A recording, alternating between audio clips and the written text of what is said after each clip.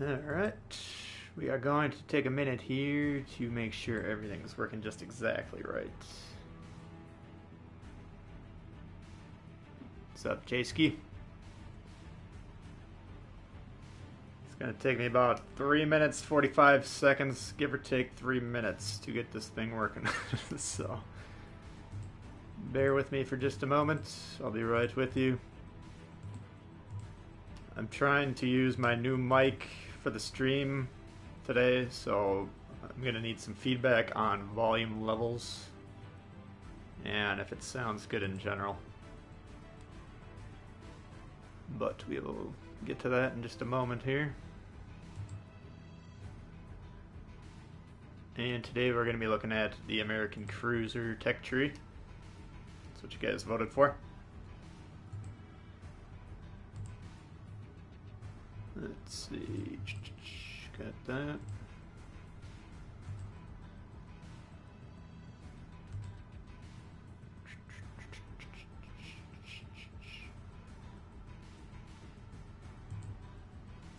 All right.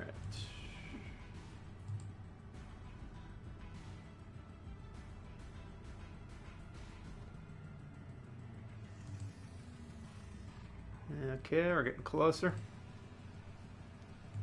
Let me know in the chat how the audio sounds, por favor. Once we get going, it's going to be tough for me to adjust.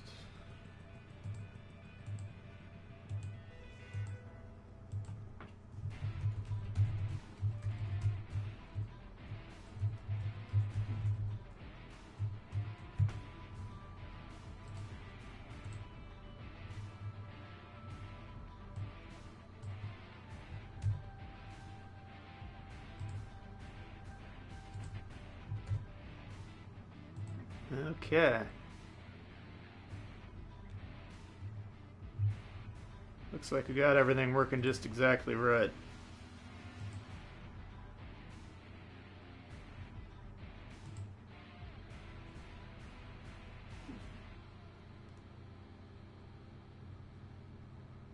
Alright, we got Jaski, Faisal, Jawad.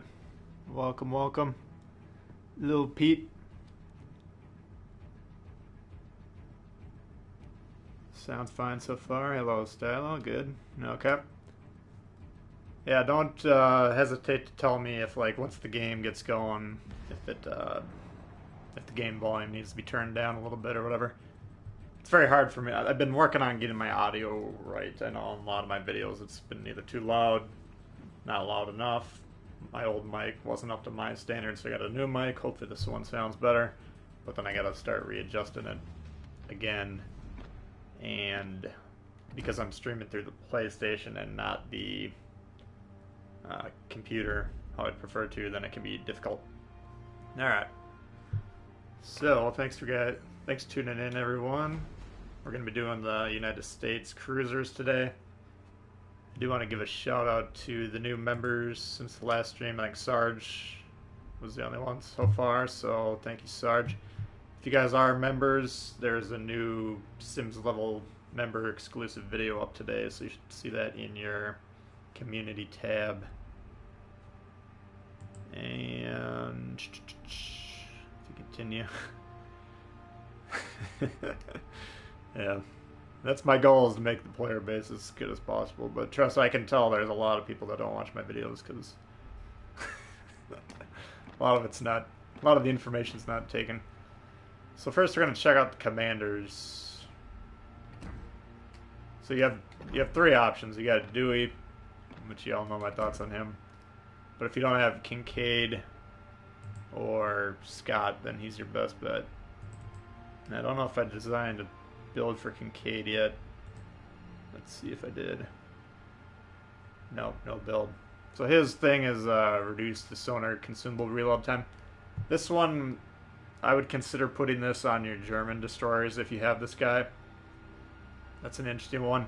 I don't have him, obviously, but his adds 0.3% per level. Togo reduces the consumables reload time for all consumables, but it's adding 0.25 per level, so theoretically you could put them both on and just be pumping out sonars. That would be my recommendation. And we'll talk more about the destroyer German consumer or commander builds on Monday when we're streaming the new update. But this guy, I don't know. I haven't actually. He does have Ingenious, which I do tend to use if that's available. And generally with these defensive commanders, I use these mobility ones. So I would put this on here. This one. This is interesting. There's two. Alright, so at the same time, increase. Actually, so I would put this on there and then put the fire chance on instead, so you burn it down, full speed ahead, armed and ready, and then I would probably put steer clear, but you can take a look at the sonar as well. But Kincaid, if he's your only cruiser commander, fine. Obviously Norman Scott's kind of the crown jewel of cruiser commanders in my opinion. And this is how I have him spec'd out currently. Inspirations, I got a double concealment build. Max Norm Scott. Why do I max him? If you didn't watch my commander build strategy video or whatever it's called, I got Norman Scott as an inspiration on all my cruisers. So people that you're going to use heavily for inspirations, that's who you should be maxing first. After you get your commanders that you use to level 7 and level 11.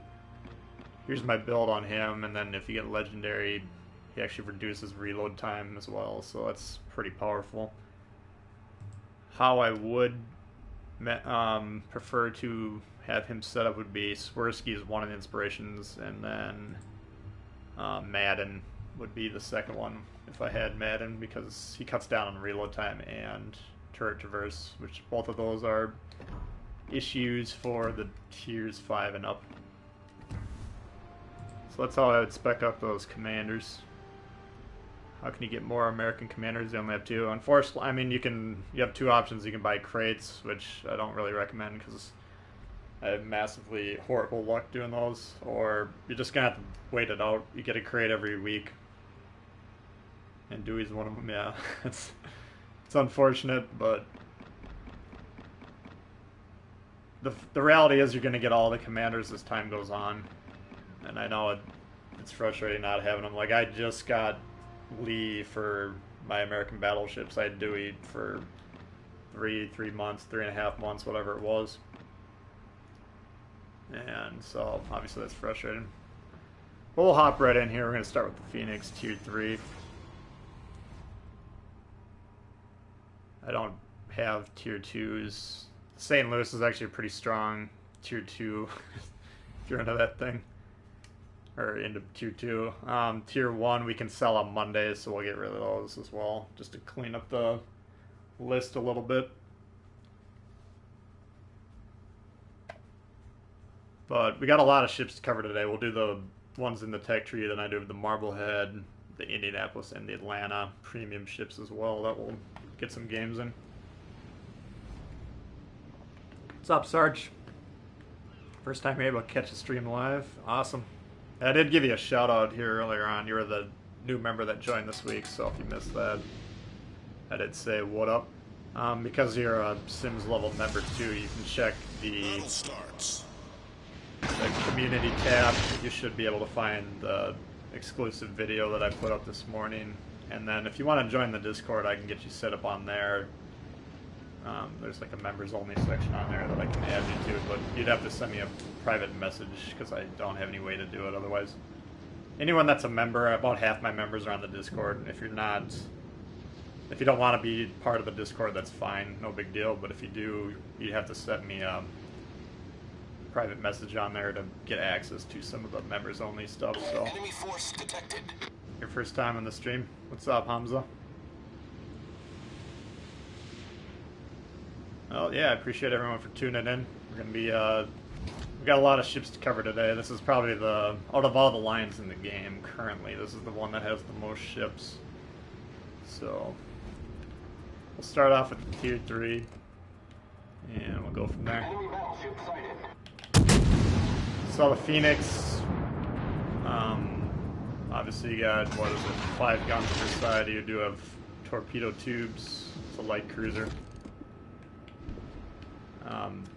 these tier 3 and tier 4 light cruisers very flimsily armored, so you don't want to be getting shot a lot, and you definitely do not want to be getting shot in the sides, period. And I haven't played this a lot. I played it a couple days ago just to kind of remember. You do have sonar at tier 3, which is interesting. Watched all the tip videos, appreciate that. Yeah, I mean, I hope they help. I got a lot of those beginner series videos. The intention of those is to get new players up to snuff really quickly, about as quickly as you can go. I mean, there's a lot of information in this game that's not readily available, but once you learn all that stuff, that's when you kind of begin to gain a significant advantage over the casual players, so hopefully those videos have been effective for a lot of people. Oh, you're already on the Discord? Okay, I'll get you set up then, I'll remember that. After the stream, I'll get you added on there. There's a section on there for past Sims members only videos, so there's only 2 so far because I just started that. But as time goes on, you'll have access to that. So the Phoenix, I mean, you can see with my double concealment build, the white line, which is my max firing range, which is also my detectability range when I fire, significantly shorter than the blue kind of standard detectability range.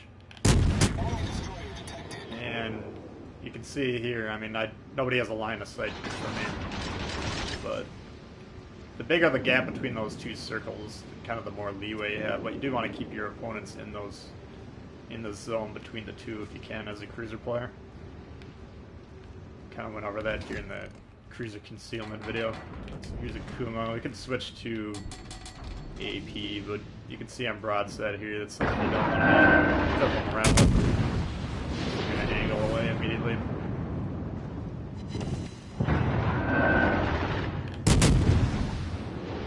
You can actually launch torps too. I kind of forget about these USN light cruisers that they have torps. I don't use them a lot.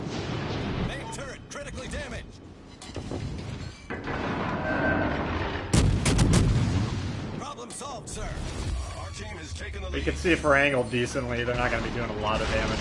Looks like these guys are shooting HE, at least one of them is. And those torps. Let's see what the reload is on these things. So we got about 37, so it's probably about a minute reload on these. Yeah, we did actually clip them there, so all forces provide cover for that. That's going to be a problem for that gentleman or gentlewoman. That target. Probably going to flood out here. Yep, someone else got him. Okay. So switch to HE for the Clemson. Should be able to take care of that pretty quickly.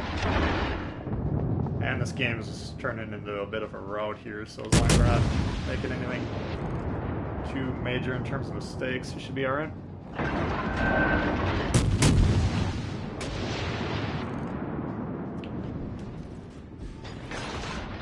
Torpedoes dead ahead.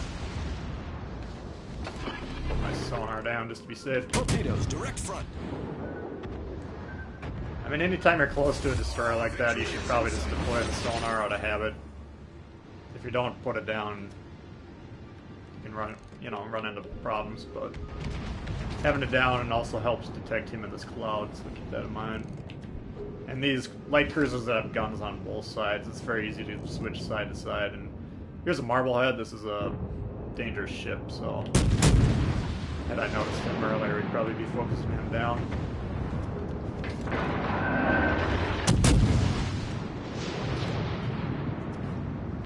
Looks like he is targeting us now. Marblehead's usually spam HE. It's a pretty effective way to play that ship. These American light cruisers, especially if you spec out Scott, they have a couple HE perks. You know, it's a pretty effective way to play these.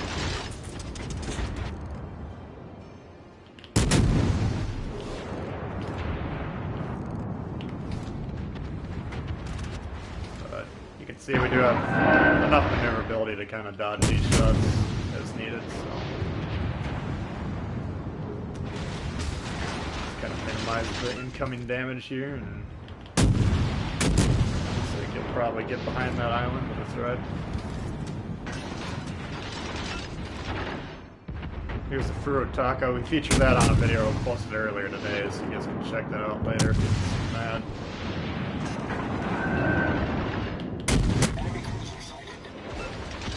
Furo Taco is the only heavy cruiser at Tier 4 currently.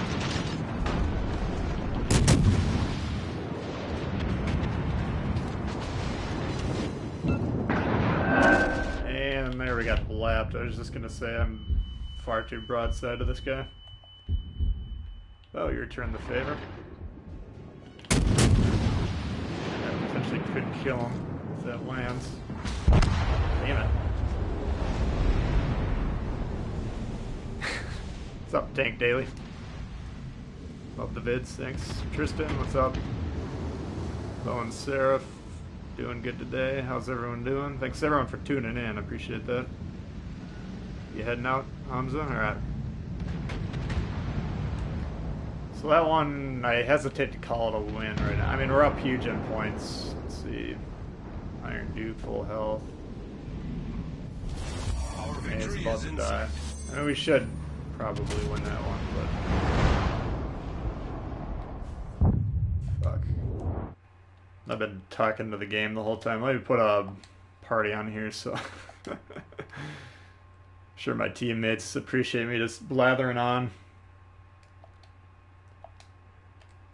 Alright. If you guys notice that I have the talking icon going on, just let me know. I have to put myself in a party, otherwise my team can hear me talk, which is probably annoying for all of them.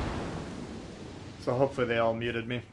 But anyway, it looks like we're going to win that one. So that's the Phoenix.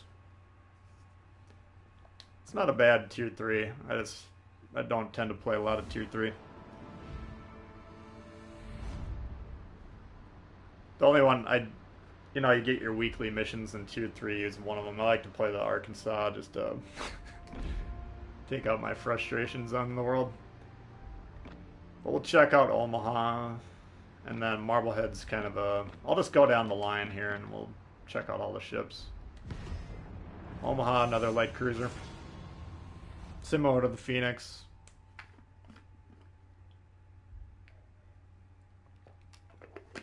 What'd you guys think of the audio when the game was going on? Were the levels alright? Voiceover compared to the actual game sound?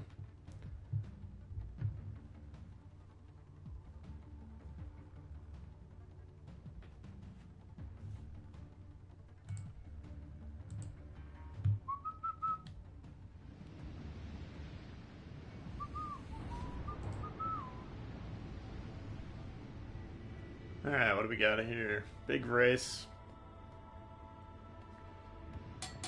I really like this map, but I don't see it too often. I think Tier 4 is the top. So for this one, I think I explained that in the last video I made of these. Like, this side usually tends to play in that corner, and that side usually tends to play in that corner. So when I do load into here, I kind of like to play the center position to see if you can get some crossfires.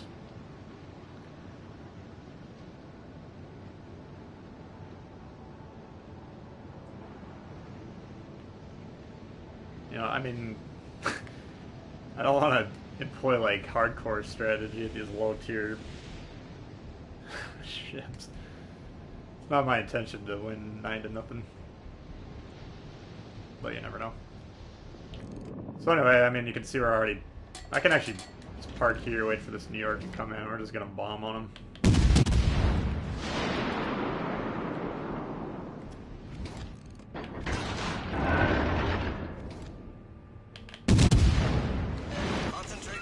Obviously have very high loopy shells with these American light cruisers. Really good fire chance, so part of that's just inherent to the ship, part of that's this North Scott build. Looks like we got one fire, someone else got another fire, so this New York's already having a hard time. Concentrate fire on the designated target. But I'm just gonna park it here and bombing these guys till someone forces me out of here.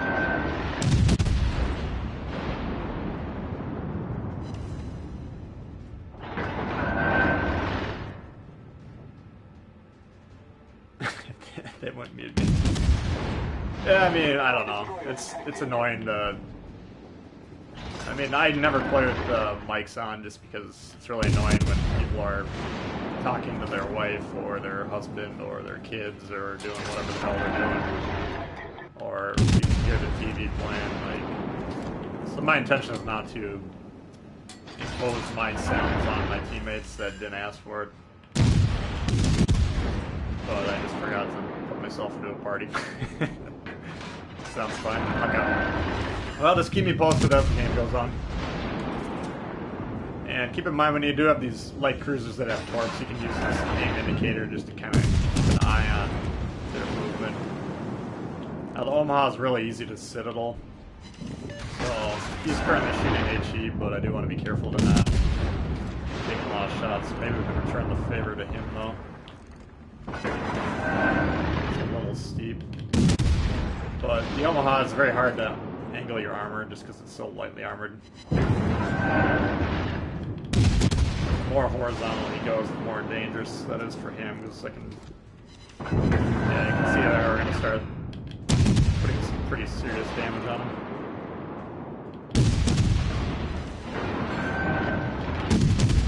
There we go. Our team has taken the lead. So not a bad start. I do have to keep an eye on here. I got a lot of friendly Goombas over there, presumably keeping an eye on things, but it's good to not trust your teammates in general and low tiers. I'm gonna try AP, just I don't think the low tier AP is as effective as higher tiers. And he's getting moved, so that experiment's not gonna work. Our victory is in sight. I think if you shoot superstructure though, and maybe upper hull at this AP, even at long range, you can probably get some decent pen. Usually when I play the Omaha, the Marblehead, shooting HE about 90% of the time. Unless you get cruisers that are relatively close range. I don't know if this guy's beached. Doesn't. Yeah, man, these guys are having a hell of a time here. 3 fires on that dude. Alright. I did switch to AP there just to see if I can get it off. These guys... Ooh, okay. These guys are gonna have a hard time. I'm gonna angle in, turning my back to the left here. Pummel this guy until he goes back to Call of Duty.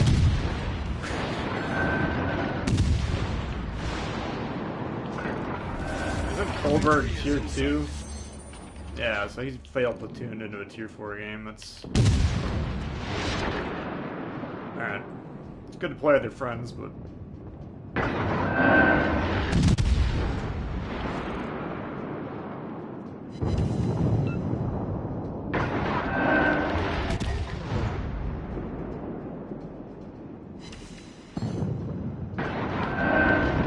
exactly sure where the citadel is on that ship. It's probably right in the middle. Victory is in sight. Alright, let's try this Iron Duke again. Get back to the AP. Do I have one ship that's my favorite? Not really. There's a lot of good ships. I don't know. Alright, so we got 2K there. That's a decent shot. I like to play tier 7s mostly, tier 6s. Let's finish this guy off quick.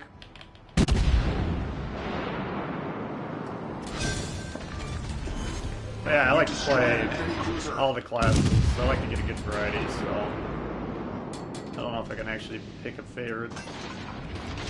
Maybe the kid. All stations capture the base. In-game sounds drown in and out. Okay. So turn that down.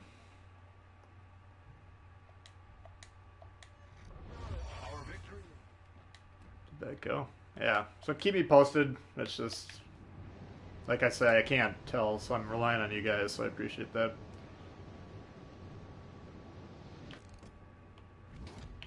But yeah, I like the kid. Megami I really like. I like Amagi. I like the Vanguard.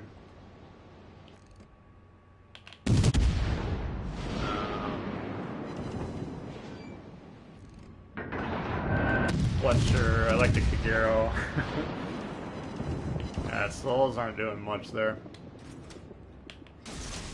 Looks like we got 2 torp launchers per side on this thing.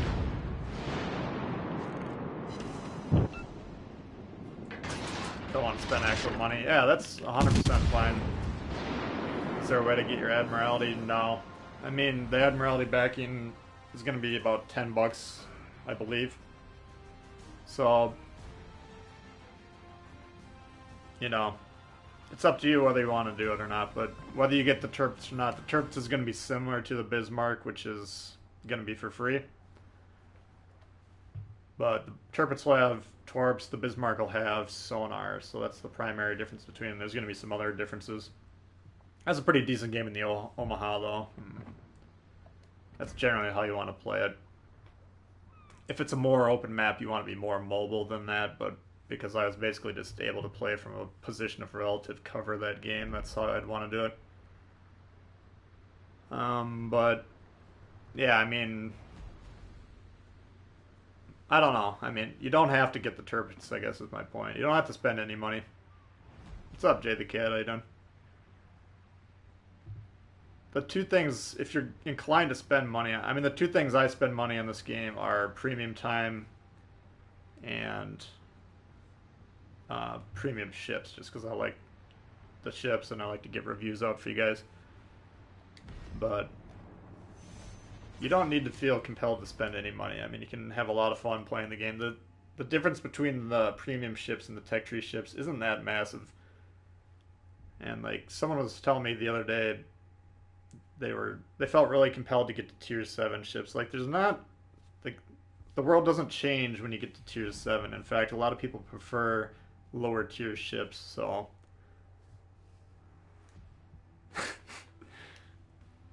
I don't know. Stop for King George is a fun one, yeah. Old man, great. How was the volume now that we adjusted it? Was that a little bit better?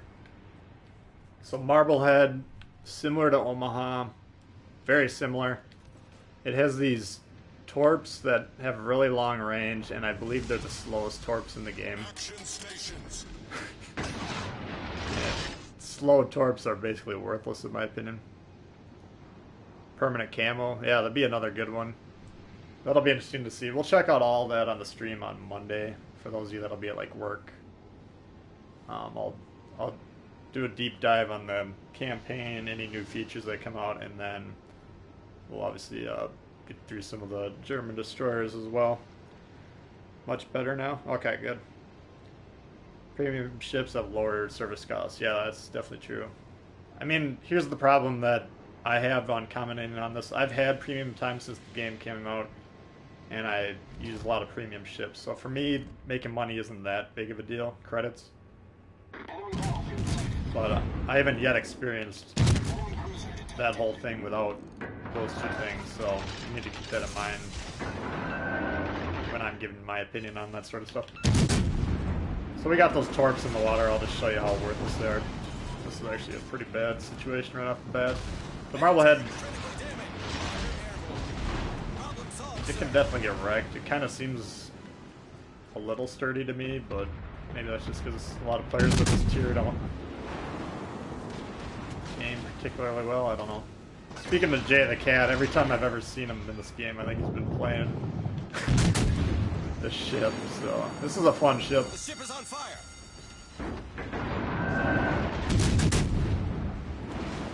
I literally have everyone in the game shooting at me. We only have one person currently aiming at us. Königsberg. There we go. Königsberg's a dangerous ship that we want to eliminate if possible. And again, because you have sets of guns on both sides, switching sides is very quick. So we're we're gonna give these guys a little bit of love now. And the torps, when I remember to use them, I'll get them in the water just to kind of pollute the water and add things for them to think about. But I don't know. There's a legitimate chance I've never hit anyone with torps in the ship, and I mean they're so slow that where you'd have to basically aim them at the opposite direction that the target's moving, and then maybe you could hit them. But the guns are very nice, so I don't worry about the torps. This Phoenix seems to be a little bit faster than I'm thinking it is. I mean, this is a big reason why I don't play low tiers. All these cruisers just sail around broadside the whole time. Like, I guess if I'm having a bad day, I could come up here and beat up on these guys, but I don't know. I'm not making videos on these ships. I prefer to leave these lower tier players alone for the most part.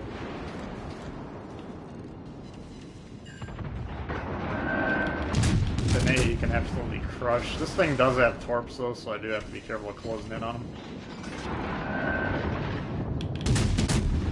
Looks like he's trying to torp me right now. I don't know what the torp angles are on the ship, but Confirmed penetration. I'll assume he's torping.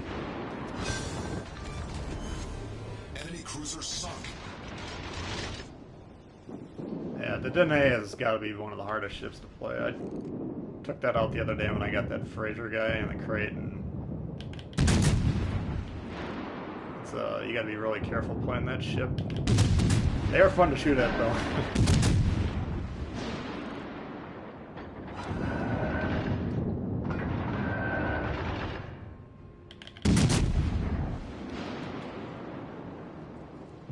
AP for life.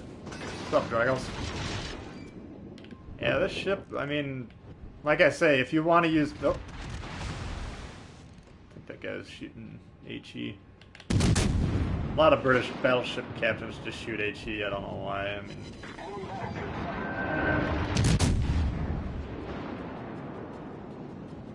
Big owl. Battleship foundered. Our team has taken the lead. But getting back to what I was saying, I mean, you can just shoot HE 100% of the time in the ship, do just fine. Really good fire chance. Part of me is just testing out the AP at the moment, just because I want to see how these floaty shells do in different ranges. That's a 2K. That's not horrible.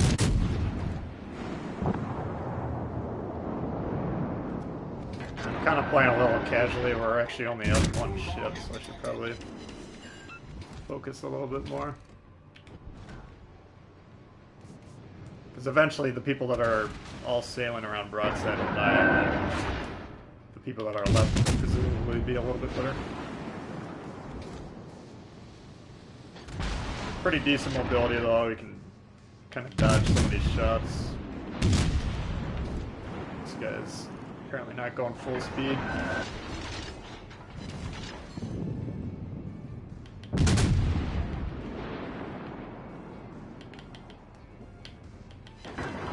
Cruisers, I mean, any ship really, you don't have to fire every gun every time, you know. You get in trouble, including myself, just the temptation to fire all the guns if you're opening up your broadsides unnecessarily. Should be the end of him. Yep, you go. Enemy cruiser destroyed. Our victory is in sight. What do we got left? 2 battleships. Orion and Congo. Congo's dangerous. Congo can one-shot me. There it is. And Orion, again, this guy's probably shooting HE. So I'm going to sail ass end to him and just shoot this guy with the HE till he burns up.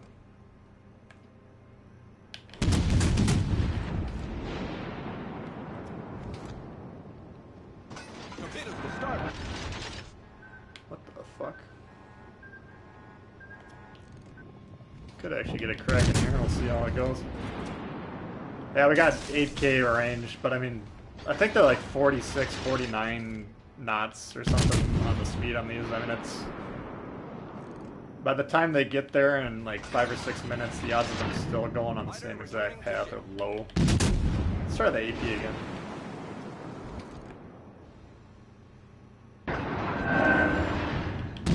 There, just angling.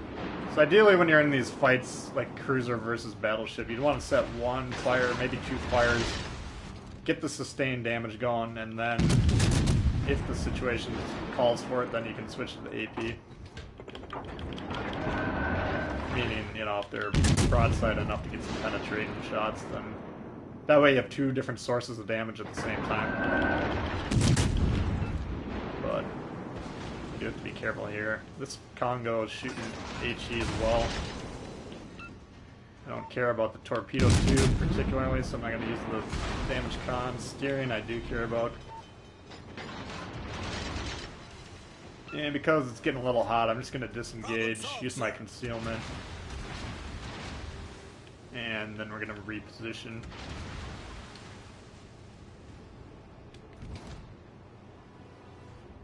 Why am I still detected? Alright.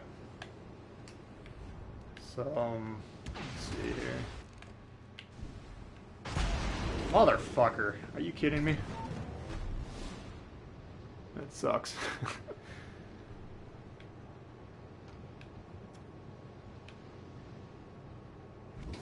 Alright. So I can't really steer at the moment, which is a problem.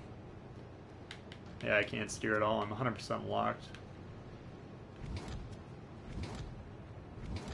So I'm just gonna let my team kind of distract these guys' language.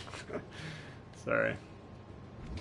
Yeah, I try to keep my YouTube videos clean language-wise, but when I'm playing the game, my inner Navy man comes out, so... Alright, now that the steering gears are back, check the guns. I'm assuming they're all moved on with their lives, so we can resume our harassment campaign. I'm gonna try and... Well, they're both low. Orion is tier 3 or tier 4? Tier 3. So let's just take this one out first. There's a decent chance they're gonna start shooting back at me once I'm spotted again. But if we can take this Orion out quickly, there's not gonna be a lot they can do about it. I'm gonna keep an eye on both of these guys if they... And again, I have my ability that'll tell me when I'm targeted. Next to that detect icon, it'll say a number 1 or a number 2. So that's a big reason I like that perk, because like right now I can do this with impunity and I know I'm not in any danger. But the minute they target me, then I'll just change how I'm playing very quickly. Pop the plane just in case I die, that will help the team out. So not to use it at this point. Alright, perfect. Consumables, I'm 95% sure don't factor into your service costs, so don't be afraid to use your consumables. We're not a kids club. I know, but there's a lot of adults that have like kids or whatever. Some people just don't prefer swearing either, but I am who I am. You can see we got 101 damage, so that's about 4 times the base HP on the ship. And this is not like a massively unusual game for this ship. You can actually have a lot of really fun games on the Marblehead. All the Founders Pack ships are really strong. They've re-released the Arkansas and Milwaukee. But if you're a cruiser fan and this one comes back, I would definitely recommend this ship. Why can I not hit anything? Like I'm giving a way longer lead to the Congo than I would for a USN battleship, but Congo's a really fast ship. And now he is targeting me, see, so I'm gonna play a little bit smarter in terms of my angling. Now he's not again, so he briefly checked it out and decided it's not worth his time to eliminate the dude that's been wrecking him the whole game. That's fine, we'll see if we can get our Kraken.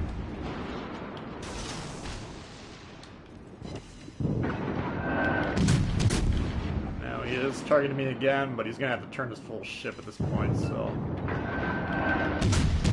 I'll keep an eye on his guns, but I'm not inclined to play defensively until I need to.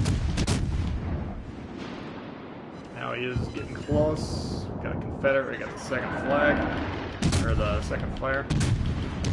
Getting close to being able to damage me. I'm going to switch to AP, just why not? Let's see how this works. Yep, someone else got him. What's up, Dax? Tuning in for the UK. Sarge coming with a huge bomb. That's awesome, dude. At the lake, and net is slow, so I have to watch replay later. Good luck. Hope this covers some production costs. Absolutely, man. That's amazing. Thank you very much for the support. Being a member, super chats, all that. That's very much appreciated. And I appreciate you tuning in. And yeah, go hang out at the lake. The replay will be up later today, so you can watch it at your leisure. 3,438 points. So this ship, it's close to probably 2/3 of the enemy team's XP. I mean, Marblehead is an absolute beast. Just like Sarge is. So, definitely recommend this ship. Like I say, that's not abnormal if you play it right. I mean, I'm not saying every game you're going to have 5 times your ship's base XP in terms of damage, but yeah. So that's the Marblehead. That's the tier 4 I use for my weekly premium, whatever it's called. But yeah, thanks again, Sarge. That's very awesome. Alright, so Pensacola. And we got 26 watching. If you guys don't mind hitting that like button, that kind of helps promote the stream a little bit. Alright, so Pensacola is a whole nother ball game. I'm going to check out the stats and we'll kind of compare it to the Omaha. Because a lot of people going through the USN line, they kind of get the light cruisers, the guns fire fast, you know, load up HE, just spam away, don't get shot. Pretty basic. Pensacola, we'll just kind of compare. So let's see. Omaha, so it says 6K more HP, about 30 millimeters more in the armor department. But the guns, alright, you get a lot more range. You get about 1.5 kilometers. Pensacola reload 14.6, Omaha 6.8. So that's right there's a massive difference. Turret traverse 45 seconds on this one, 18 on the Omaha. Omaha also has guns on both sides of the ship, so turret traverse in the Pensacola is a major consideration. AP damage on this baby, 4,600, Omaha 3,100. So the AP on this rips. It has dope penetration values. We don't know what they are exactly, but I can tell you it's really good. 2,800 HE damage, 2,200 on the Omaha, 16.5 fire chance on this, 14.5 on Omaha. So the HE rounds are similar. Maneuverability, it's about 1 kilometer or 1.5 knots slower than the Omaha. Same stuff. I mean, concealment, I got 11 on mine, 10.5 on Omaha. So I got both ships spec'd out for concealment, so similar, but how do you get early access for the destroyers or the battleships? Is that what you're asking about? The early access ships will be... I'll show you where you can get them. You go to the store, and then this Admiralty tab, this is where you're spending your stuff. And then these German crates all have like a small chance to get... Currently they have destroyers in them. Starting Monday they'll have German battleships. So right now you got 40 Deutschmarks. I spent all mine yesterday because I wasn't sure if they were going to carry over or not. But I didn't get any additional destroyers. I did get a lot of promotion orders though, which is really nice. But yeah, just go to the store and then the Admiralty tab, and then you can see that available event currency top right corner. That's how many Deutschmarks you get. After the fun, the Omaha, Pensacola rate of fire can frustrate you. That, and it's got a giant citadel. Now that's not a difference from the Omaha. I mean, both ships are lightly armored. Both have a huge citadel. But yeah, the rate of fire is probably the main difference. How the hell did you get all this gold? I spent a shit ton of money. It's hard to align the Pensacola's guns while steering. Yeah, the traverse is extremely slow. Yeah, it's what did I say it was? Pensacola 45 on the traverse. So compare that to Alba, it's 24.3 compared to the Nuremberg 22. So massively slower. It's damn near double those ships. So knowing where you're going to fire on the ship is key. Being willing to disengage when you're in trouble. Like, Pensacola is a really good ship to have a stealth build. You can see my detectability range compared to my firing range. You got about a square and a half worth of map difference.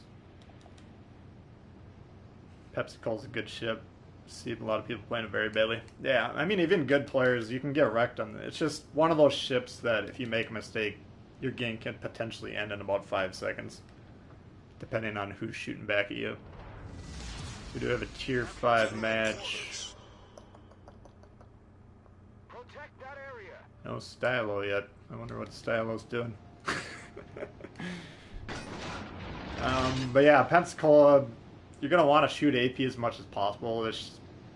The AP is absolutely devastating. Fathead, what's up?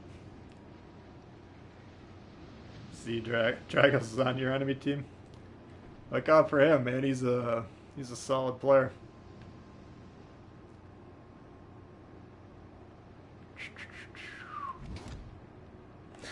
All forces, capture that area. What do we got? 2 destroyers on ours, 3 on theirs, so...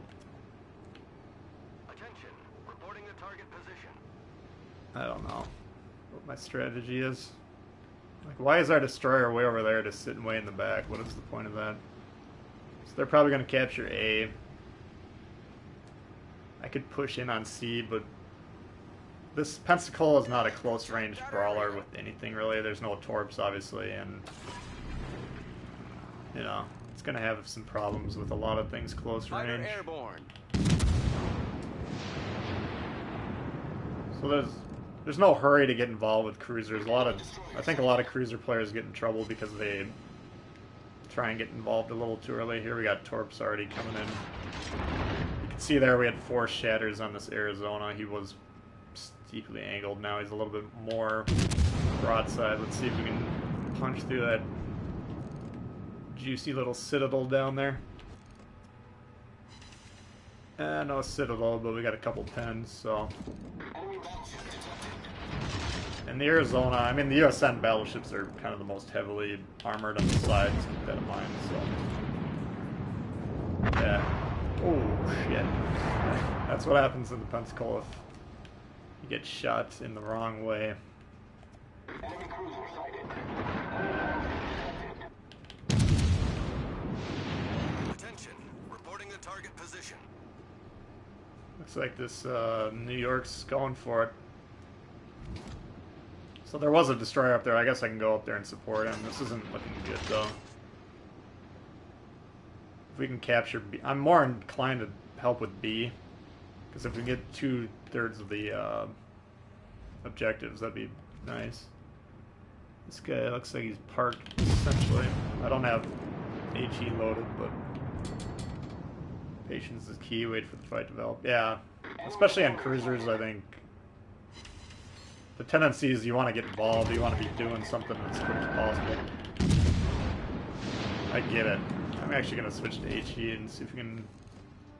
Oh, fuck. Enemy battleship detected. Alright. All stations, reporting the position of a strategic target. Alright, well, there's no one there to support anymore. This flank is... Like, I need to be careful now. There's nothing for me to do here. They already have the point. I can't capture it.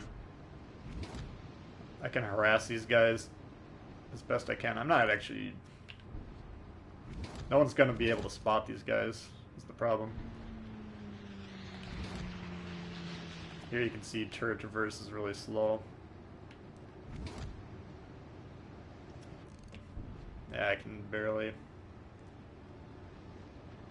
Because I'm not going to have anyone spotting these guys, and the minute I shoot, they're going to be able to see me, so. All stations, reporting the position of a strategic target. Yeah, I'm going to have a hard time finding shots over here. Oops, I had AP loaded. That might be into the superstructure, though, we'll see. Yeah, 800. So that would have been a lot better with the HE, which is what I thought I had. All stations, requesting fire on the designated target. Yeah, this isn't shaping up to be a very good game. I think this could be a rout.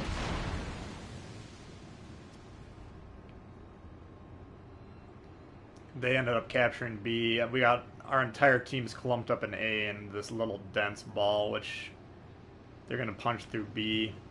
I mean, I guess if I want to try and win this game, I should go to the north side of B, try and kill these destroyers that are coming through. Maybe get a shot at this guy. But, yeah, I wouldn't bet more than about 2 pennies that we win this game. Oh, yeah, that's what you don't want. I don't know why I thought that, but I thought that island was going to block his return fire.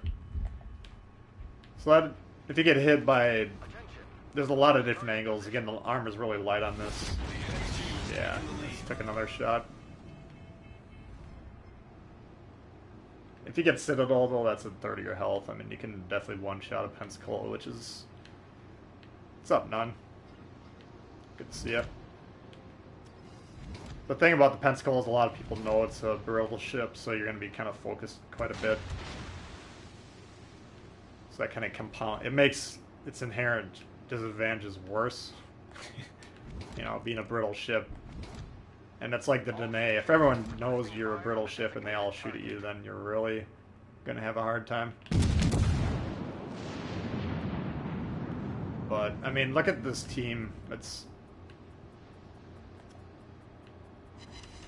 Like, I want to go over there and support them, but I don't. Yeah, fuck that. We'll try a Pensacola again, but... That game wasn't going anywhere. Slow turret versus save many enemies, DDs, yeah. Almost battleship levels slow. I mean, I think it is worse than some battleships. Let's take a look. Yeah, it's way worse. I mean, Vanguard, 32.5, 36 on the Amagi, 34.5 on the Iowa, and this is, what did I say it was? 45. So, I mean, this is one of the slowest turret traverses in the game. Again, this is why I would spec Madden as my secondary for second inspiration. Again, we can take a look at the... We'll try another Pensacola at the end if I get some time, but I'd say that's probably one of the hardest ships. So currently I have these two, which is a pure stealth build. I would switch out Makawa for... Wait a sec. No, I'd probably switch out Swirsky for Madden. So Makawa's going to have... No, it looks like they might have the same. I don't know. One or the other. But Pensacola, you got 45 seconds on the turn. New Orleans, 27.7, which isn't that bad. Baltimore, 34.5, which again is something that really needs to be managed. So those three ships, the turret first is all pretty slow. Definitely put Madden on as inspiration, or at least consider him, would be my recommendation. Team forgot their two other caps. No comment. Yeah, I don't know. Like, if you capture A and then you put every ship into A, like, what is the point of that? I've never seen that strategy.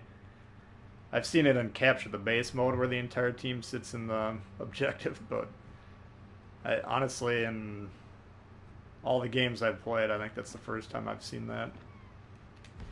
And who wants to bet me money that we lose that game? But I don't know. That was just an ass kicking. I didn't do anything either, so I'm not gonna harp on my team.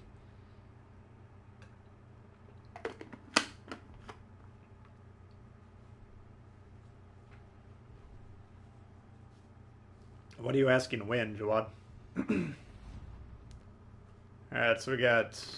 What do we load in? New Orleans, I believe, on Neighbors. So out of the 3 USN heavy cruisers, this is the quickest traverse.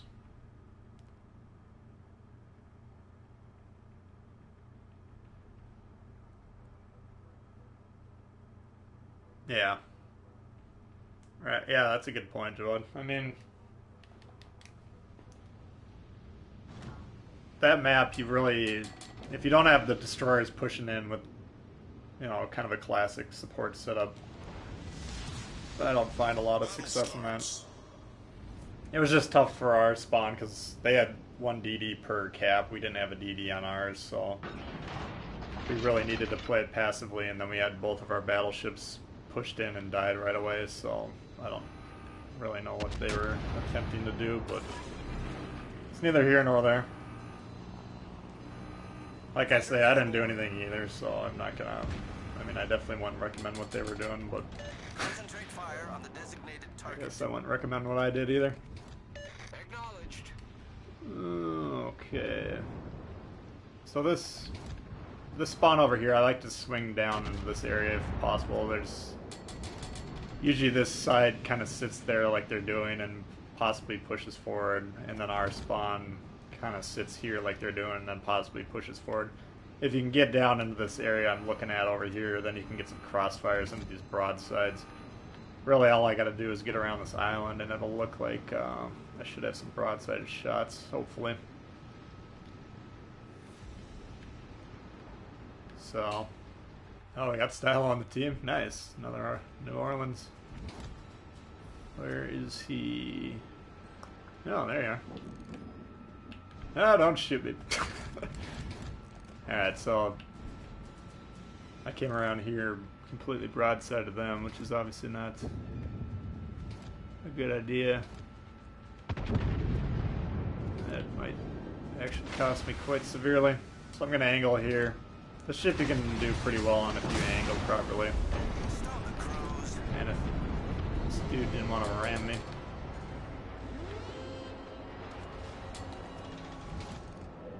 Let's get the guns going. Thanks, Chief. I'm glad you're here. So there we got a 7.5K rip on that. Again, that's an upper hull and superstructure shot. King George, I'm pretty sure... Well, the Citadel's way underwater, so... Horizontal Citadels, I don't really ever get them on the King George. You can get some plunging fire at severely long ranges, but... In general, I just shoot that ship up more. Now this USN Heavy Cruiser AP has a really good penetration, so ships that are angled fairly steeply that other ships would bounce, like the German cruisers. Feel free to keep shooting these shots. You'll get a lot more pens than you're probably thinking you would, which can make it very hard to defend yourself against these cruisers. So you can see here we're getting 5, 6, 7K shots on this guy that's not horribly angled against us. Looks like he's gonna die. Oh. Looks like I'm gonna die if I keep playing like that. Shit. Ship is on fire. And we're running out of room.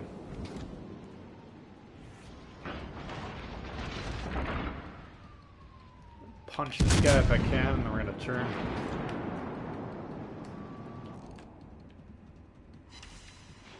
Yeah, that was a 6K there, and he's really steeply angled there, so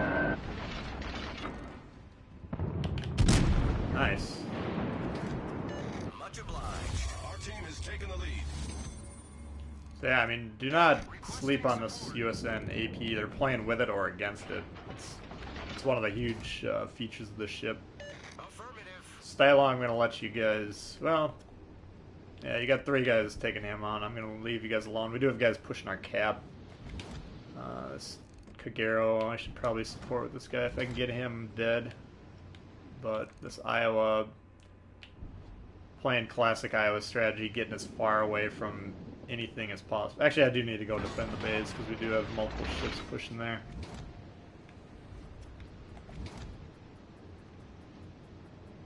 Sharon Horse is low, Kagero. I don't know, maybe I should probably help finish that off, but I'm getting worried about these guys pushing the base. We do have this Iowa getting absolutely destroyed.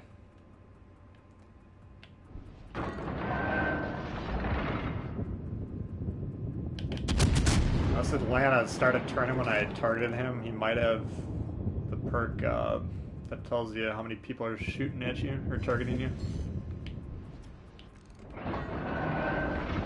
Yeah, I mean, I know Stylo's a good player. We got 3 ships down there. That's kind of a gamble. We did lose the Iowa, and then they're actually in the base already, so even though I prefer to clean up that flank and help my team secure that first, so I don't want to lose the game to this goofy shit either.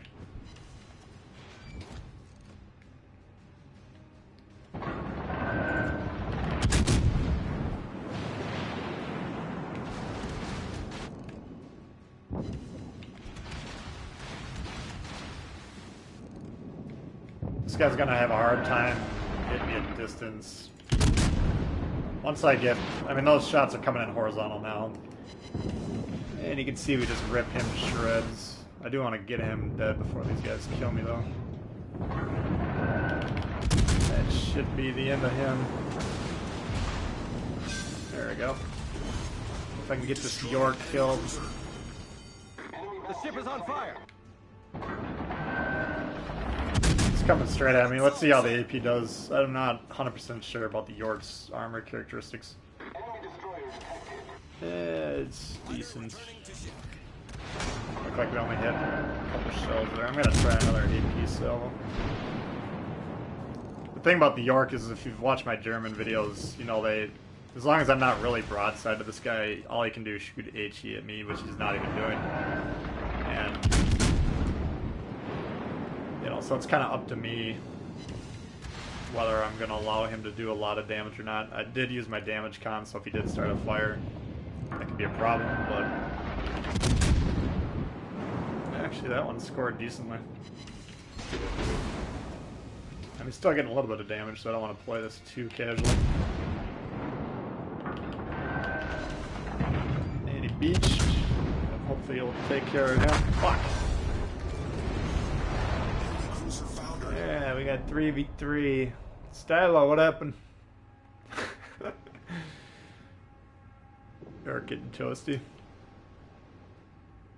That's too bad. So they got a lot of points just by being in the base there. That's another reason you need to defend your base. Ooh, they got the Kagero. 1v2. That's too bad. I think we're going to lose that one.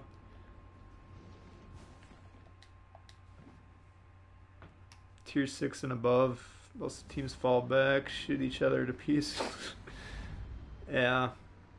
I mean, yeah. But you can exploit that. Like, I think I was talking to my Discord how people were talking about the Iowas sitting way in the back. Well, if you've got like a Kagero or something and you can break through the lines, I just terrorize those Iowas that are just sitting way back there. They don't know how to play because they just sit in the back the whole game with their nose pointing in.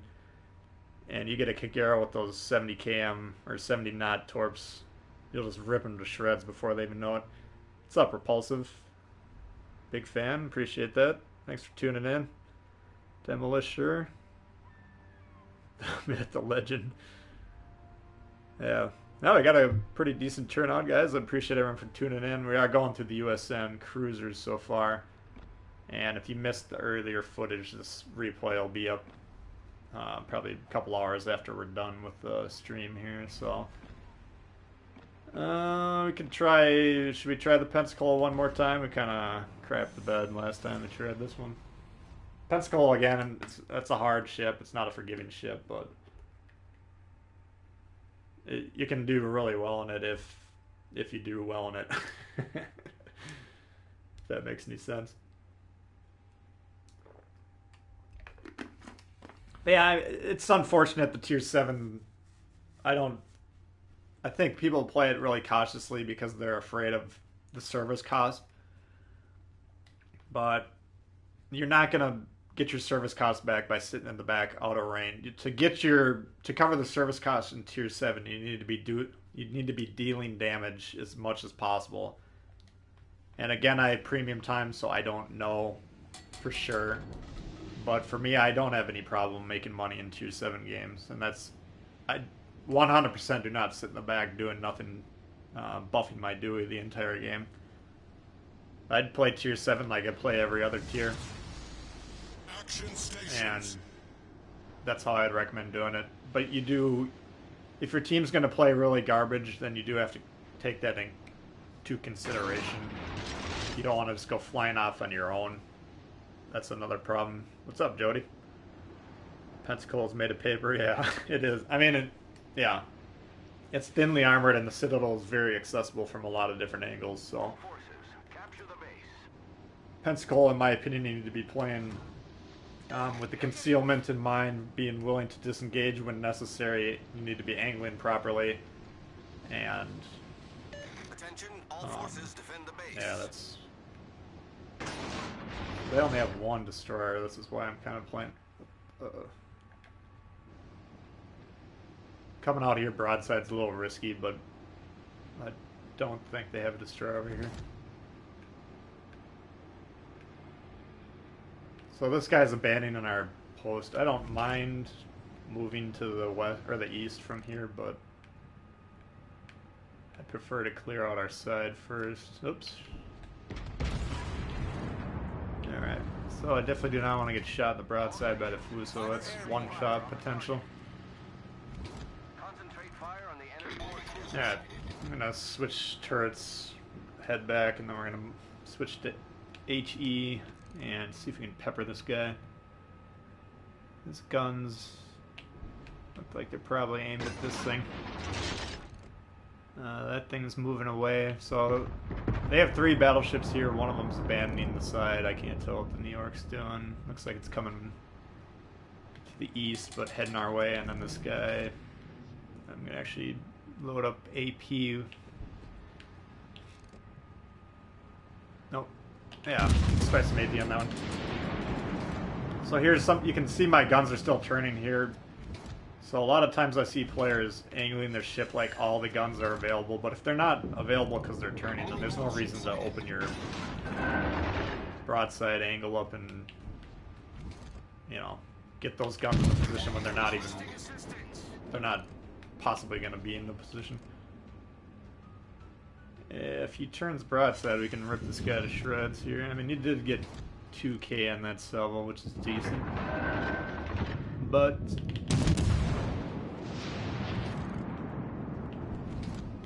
now this is Pensacola is a great ship to have that detectability perk on. Oh, we got nothing there. Interesting. We're gonna shoot him a little higher then. But yeah, right now, this guy's soaking up all the damage. Now he's pushing way too far. He's going to get wrecked very quickly, so I need to keep an eye on that. And I'm really not getting enough damage to slow his demise down much, so I actually do need to start moving out of here. He's got about 30 seconds to a minute left, and I'm not dealing any damage. I'm a little too far out of range here.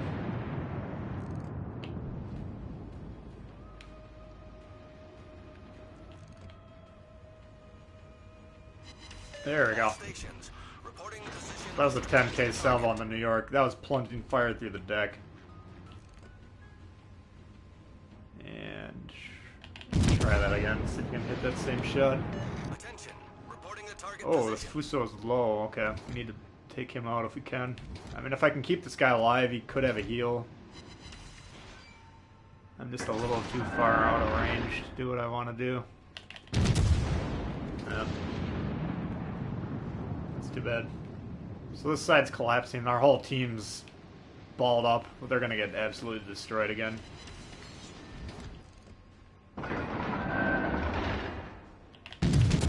Go ahead and call this one a loss.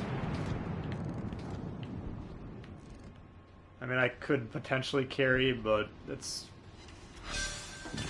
not going to be easy. Enemy battleship foundered. Well, I mean, why are they... They're in the middle of the map, so everyone on the enemy team right now can shoot them. There's probably... Everyone except for that second ship behind the big island on the east can shoot these guys. Like, what the hell are they doing?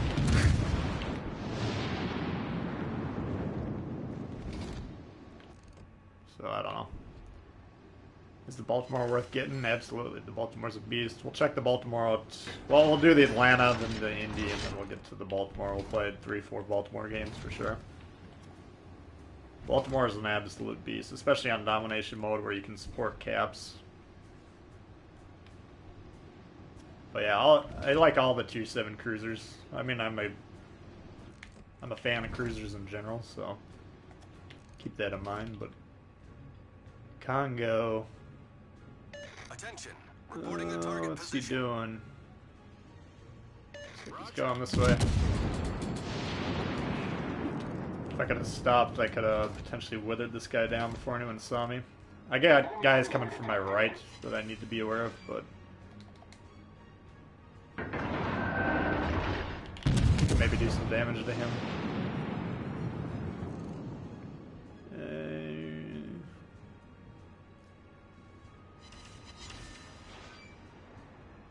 About 2.5. This guy looks like he stopped there. There's a... Alright, I don't want to get bogged down here and get crossfired. It'd be ideal if I could kill this thing though, because we do need to start taking ships off.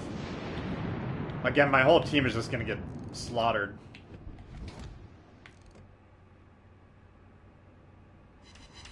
Ah, I was hoping for something a little bit more punishing there.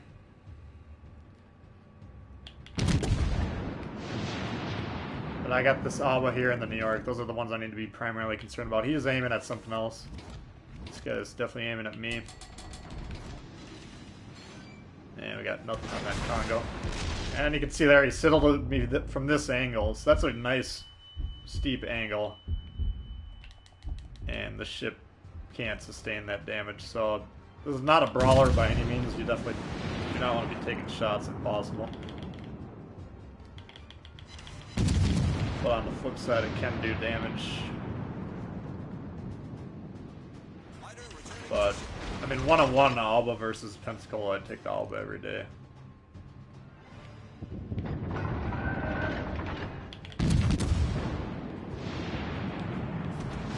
But, let's see.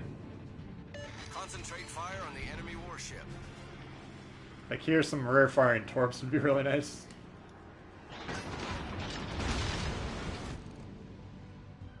Let's see, that might work.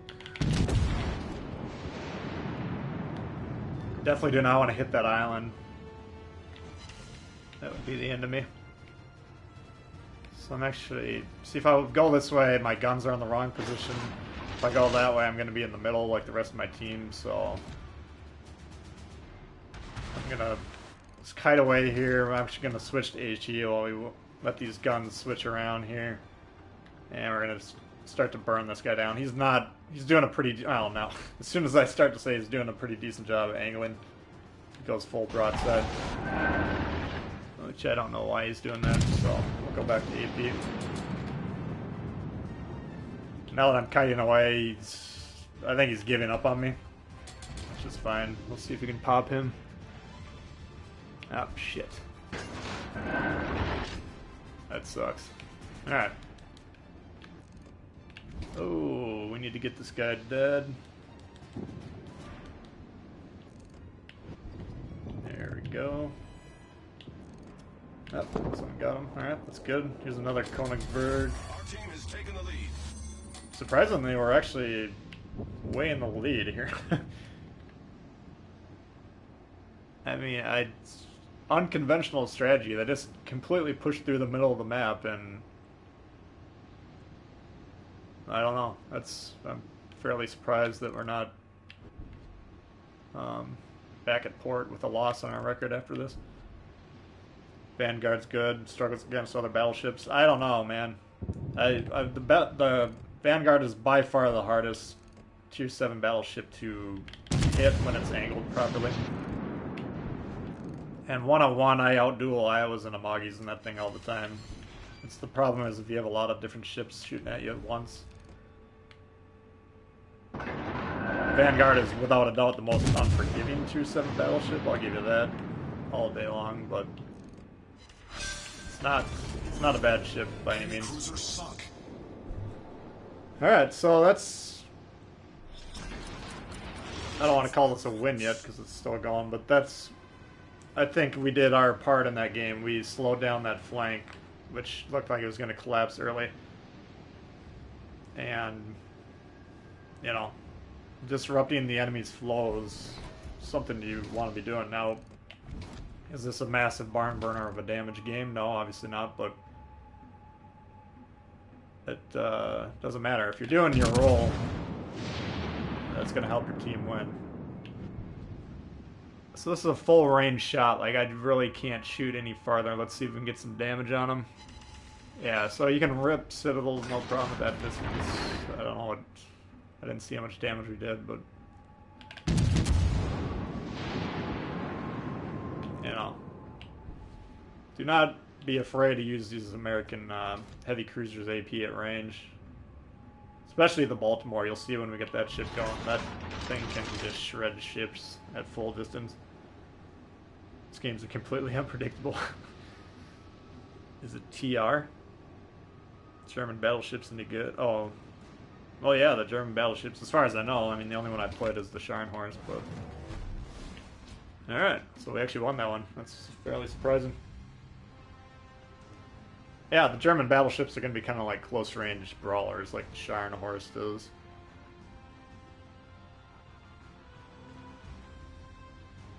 Fighting ship that goes undetected to watch the mini-map. Yeah, that's true. Yeah, he didn't fire at me after that point, but that's a good point. And the icons usually pop up on the map before the ships pop up on the screen, so none makes a good point. You need to be keeping an eye on the map, especially when you know a ship's like undetected near you. What's up, Michael? Should I save the Deutschmarks for the next campaign?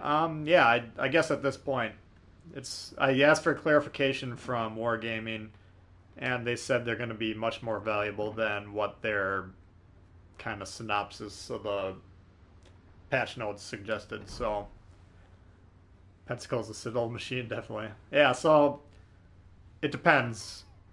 I'll go to the store. I bought them all, but my recommendation is if you go to the Admiralty, insignias first. If you still have the insignias in the shop and you have the Deutschmarks for it, buy the insignias 100%. That's the most important thing to get in this game. Whenever you have a chance to get the insignia and you can, get it. Second after that was the German commander crates. If you still need German commanders, I would get those. Third importance, I would put the promotion orders. And then fourth importance, the premium time. After that, if you have all four of those things, then you can either spend your Deutschmarks on these, which will give you a small chance for destroyers, which we're going to get in 2 days anyways. So at this point, yeah, if you bought those four things previously, I would just save the Deutschmarks and see what you can buy them with. When I made the video going over the patch notes, it seemed like the Deutschmarks were only going to be used for like things like boosters, which I wouldn't recommend buying those personally. We had the French Navy after Germany. That's a good question. Some guys on my Discord were kind of analyzing the trailer that they put out yesterday, and they thought they saw some French ships in there. So it's possible the French will be the next Navy. I would have thought it would have been the Russians next, but we'll see. They haven't said anything officially. Which line of cruisers is the best? I like them all equally. I mean, if I had to pick one that I could only play, I'd probably play the Japanese cruisers. But I really enjoy all of them. So far, all three cruiser lines have been really good. Yeah, Japanese now, you'd say. Yeah, that's how I'd go with it. You got Von Mueller, nice. That's you're ready to rock. I got Luchins personally, but I did get all three lines of Germans covered. So I actually have a commander for every line in the game now. Which about a week ago I had 3 lines that I needed them for, so Should have used gold to skip tier 100. I mean, if you got the money and you want to get the ship early. But if you can pass all the stages, then I would say no. I mean, I'm not going to spend any doubloons skipping stages, but that's up to you. I mean, I can't afford that personally. But if you have a lot of money that you don't have any use for and you want the turpits immediately, then go for it. I think it'd be like 25,000 doubloons, something like that. So it's probably going to be 100, 150 bucks, whatever that is. What's the best Japanese ship? I don't know. They're all dope. Kagero, Magami, Amagi, they're all awesome. Still waiting for Takagi. Yeah. No, if you have the condo, man, if I had the promotion orders, I would spec out condo high level. And when I do have the promotion orders to spec him out, I legit might use condo over Takagi. I'm not sure. I should check things. We got a tier 6. 2 kids, interesting, and they're not divisioned. Kids are an extremely dangerous ship. Concentrate fire on the designated target. A lot of Atlanta players will just sit behind an island the whole time, which is fine, but you need to be in a position to do something. Like sitting behind an island out of range of the enemy is not helping your team. You might as well just not load in the game. You'll be just as effective. Concentrate fire on the designated target. Much obliged. Let's take some shots. I mean, the Atlanta's not heavily armored, but if you angle it, you can do decently well in terms of protecting yourself. I have 3 guys targeting me. That's interesting. I owe you one. Stone the crows. So I'm assuming 2 of those might be the kids. I'm trying to push forward to support these caps, because if I get, let's say the kids both push into sea, I could single-handedly kill both those ships in about 10 seconds. But we don't know where they are on the map. We do have one destroyer set all the way to the west, so... Well, I forgot, they're not in a division, so they're not going to be by each other. This guy's smoking, which is cool. Neptune's beard. But he needs to spot then. If you're a destroyer and you want to smoke for your team, that's sweet. That's cool that you want to help out, but then you need to spot, because if we're both in a cloud, then neither of us can see things. It makes the most popular girl to prom. Yeah, that's definitely true. Well, that's fine. I mean, if they're going to concede C, we're just going to go ahead and capture it. That's 100% fine with me. But ideally, that destroyer, where did he go? He needs to... Right here, he's behind the island. He needs to be out here spotting these ships so that I can start setting them on fire. And this York can potentially shoot at him. Oh, shit. So destroyers... It was nice that he smoked us up here, but destroyers, especially at this stage in the game, you need to be spotting for your team. Like, I could easily have 30k damage here if these targets were lit a while ago.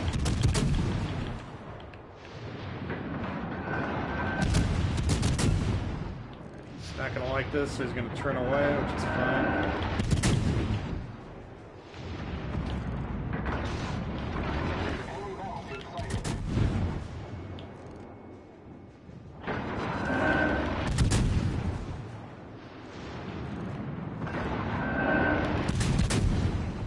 Switch to AP. If I can hit this Atlanta hard, getting rid of him. Atlanta's definitely a ship you want to remove if you can. But I don't know if I'm going to be able to hit him. Seems like the AP is even floatier than the HE. I'm not sure about that, but this guy's going really slow, it looks like.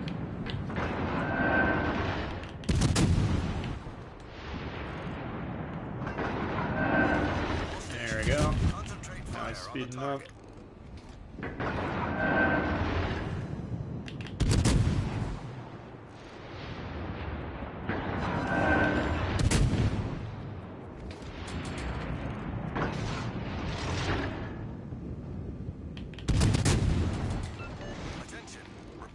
I mean, I just got to be paying attention to, am I detected and am I being targeted? Those are the 2 things in the ship.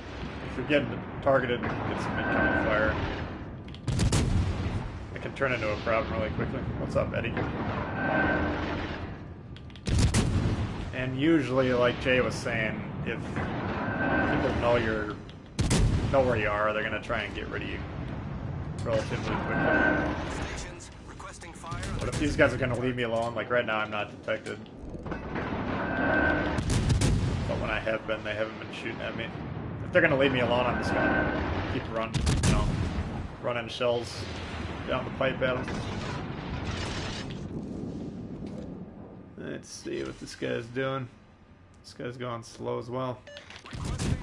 He almost looks like he's moving with a broken engine to me. Can't tell. Might just be moving really slow. I don't...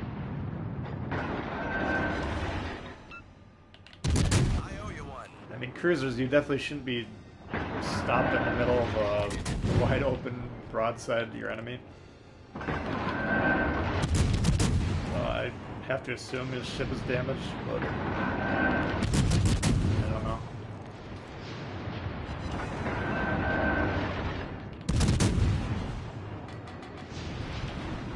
Sometimes players just do weird stuff. So he's shooting back finally. So this is the first salvo I think we've had incoming the entire game. Which is fine from my perspective, but from the enemy's perspective, they need to do a better job.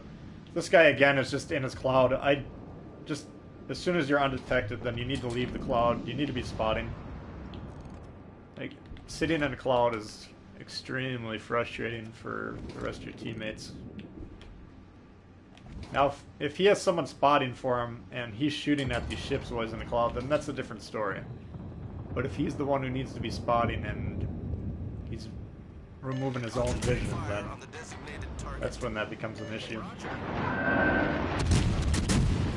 Now here you'll notice these two ships to the north are outside my max firing range, so they won't see me when I fire.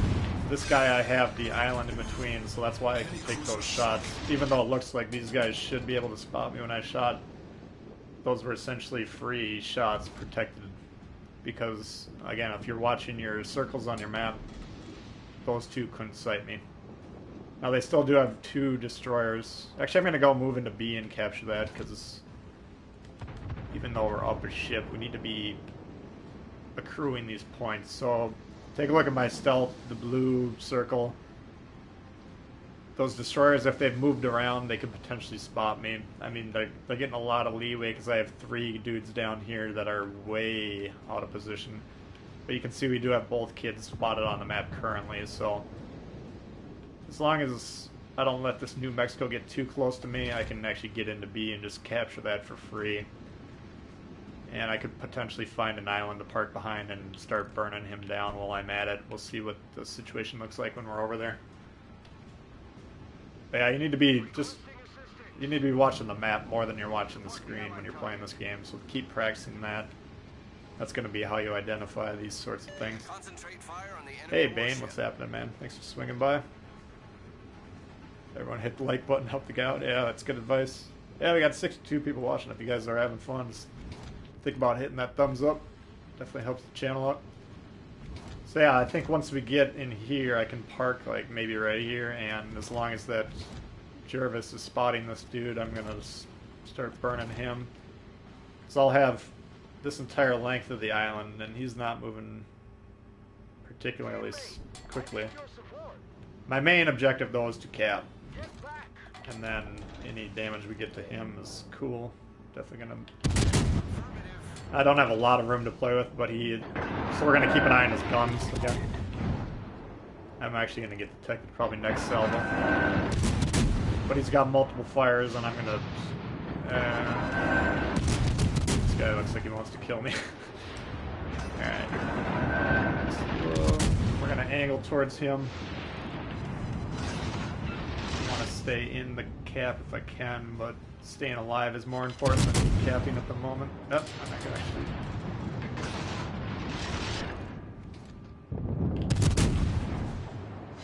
That was a blind shot. See, because I was not selected there, that's that wild dispersion. If you watch my analysis of Spartan's game where he had those 2 unselected shots, that's what happened there. You can see how wildly inaccurate that shot was. And now, because we have a fire on this guy, I want to cap, so I'm going to, again, look at the blue circle. He's not within that, so I can sail out here. I'm going to give him just a second to burn down. His guns are not on me again, so I'm going to angle towards him. We're going to try and finish him down as quick as possible. He just used damage con because both of his fires went out at the same time. USN ships have about 20 seconds cooldown from when they use damage con, so I'm going to wait just a second. Detected, now we're going to start firing. He'll be eligible for more fires here, probably within the second salvo, so understanding that is important. But now that he's got a fire on, assuming they didn't go out naturally, which, again, I think he damage con, then this is going to be fatal for him. Now this, I got one fire and those both started, so you might have that perk that only allows you to have 3 fires at once. This guy is actually closing in on me here, this kid. I need to stop fiddling with that. This is a far more dangerous target.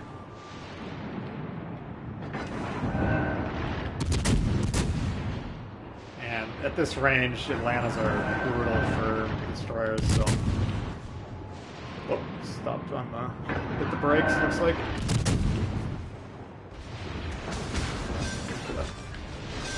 Yeah, looks like he might have actually tried to torp me. Double strike. So we got the fire on the other dude. That was interesting. I was like, how the hell do we get the double strike? But yeah, getting rid of that kid is far more important. And here's the other one. So we're just gonna get rid of these guys. I'm gonna use the sonar to make sure he's not torping. And you can see at this range we're able to just melt these destroyers. So that's, even if I died in that exchange, I would consider that a good trade-off. Getting those 2 kids off the map. Those ships have carry potential if they're played properly. Our victory is in sight. And it looks like this point in time now, this game is just going to be in wrap-up mode, so...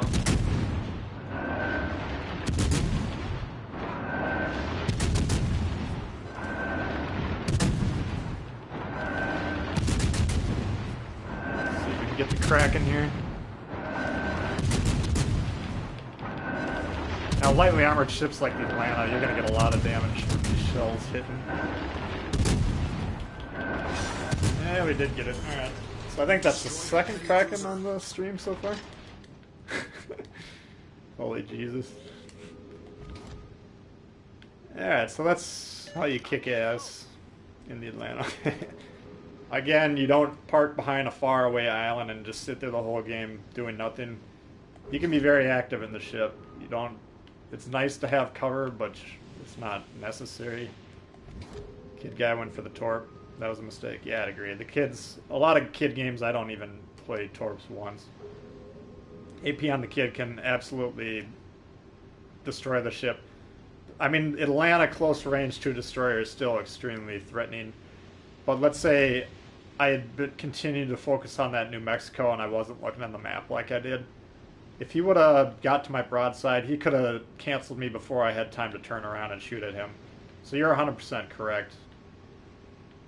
I might as well just capture this one here to get some extra XP. But yeah, a kid versus an Atlanta who's shooting back at the kid, I would take the Atlanta 9 times out of 10 to win that one, but... he could have very easily snuck up on me if I wasn't paying attention to what was going around. So that's a great example of having good map awareness, how that's going to pay off for you, because we could have definitely lost the game or been eliminated at that point.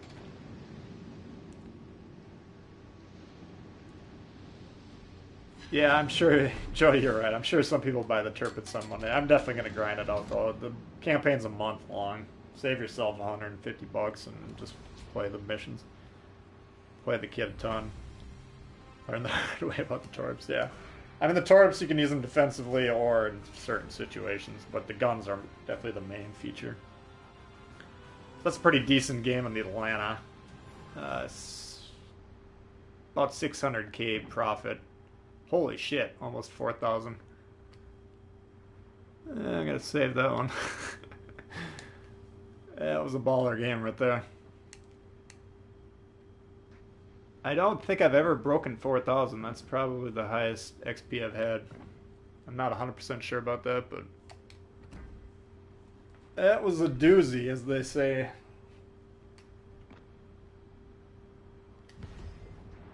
Game of the week.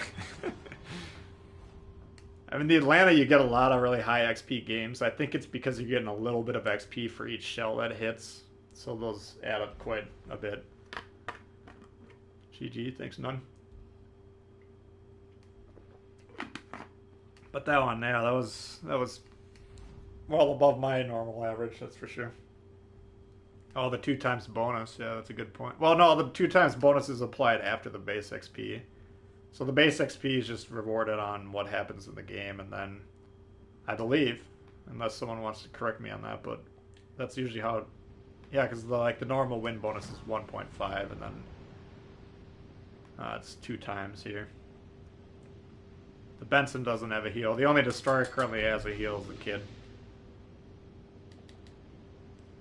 Yeah, that was a huge credit game. So, I mean, the Benson versus Fletcher, I'm sorry, Kid versus Fletcher, you know, I'm still probably going to put my money on the Kid. That heal is extremely valuable. Alright, so Indy is similar to the Norlands. You got to look at this cutout section in the middle here, though. Look at the ship itself. And then you can see you have like flat structures on either side. So you can get, and then I think there's citadels under both of these smokestacks. So because of these flat structures, you can actually get citadeled from pretty much any angle on the ship. So the armor's pretty good on it, as far as I know. But it's kind of trolly in that manner. Here's a broadside Megami. This must be a tier 7 match. Let's see if we can get him down. Yeah, broadside Megami. You should have learned that. It really doesn't take long to learn that you shouldn't be broadside Megami. This guy just doesn't want to learn the lesson. Wow. Can't believe I didn't hit that island. That was pure skill, ladies and gentlemen. And Indy is a radar ship, by the way. I forgot to mention that. So, makes it extremely valuable in domination mode. Like, this Benson, if I'm playing properly, I can support and get rid of him. Your radar range covers the whole cap, essentially, so anytime you see a ship capping in these domination mode games, then you can essentially pop your radar, and if your team is paying attention, they'll be eliminated quickly. York, I was hoping was going to pull up broadside, but he didn't. I think he's going to have to turn because of that island, though. And again, we have the steep penetrating angles on this American AP, so it might be fairly effective here. Oh, yeah, he gone. That one hurt. He's in Atlanta.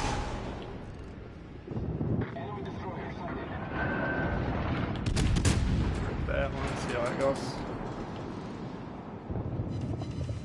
So yeah, 5K in this thing. So I mean, even though these ships are well angled, this American AP is able to punch through a lot of situations you might not expect it to, so don't be afraid to take the shots.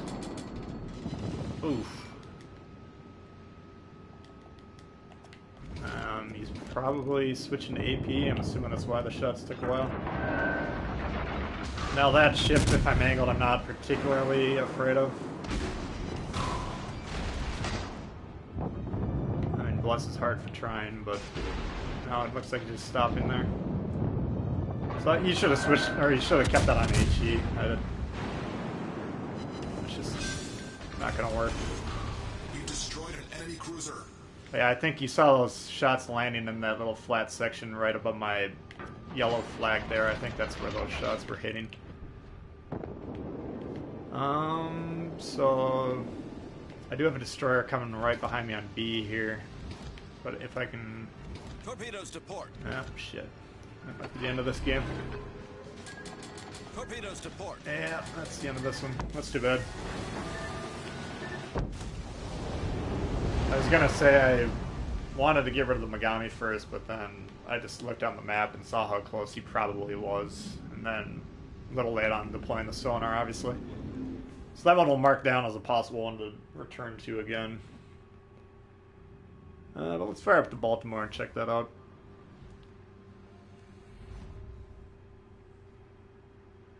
Fletcher can be extremely effective. Yeah, I love the Fletcher. That's a fun ship. Upgraded Dewey for the kid. I know that's Tactic Angel had that advice because you get the 3rd heal if you have a legendary Dewey. I tried a game in it. Let's just take a look at the commanders and try it out. I mean, but all right. Let's first off here. I run Halsey on my destroyers. All right, so you have increased AP shell, which you could put that as an inspiration if you want, but reduce the main battery reload time. That's going to help. Enhanced destroyers shell damage. That's going to help. This perk that gives you the radio location. That's going to help. And it increases your traverse speed. And then this one helps your smoke screens. Smoke screens are a key component of American destroyer play.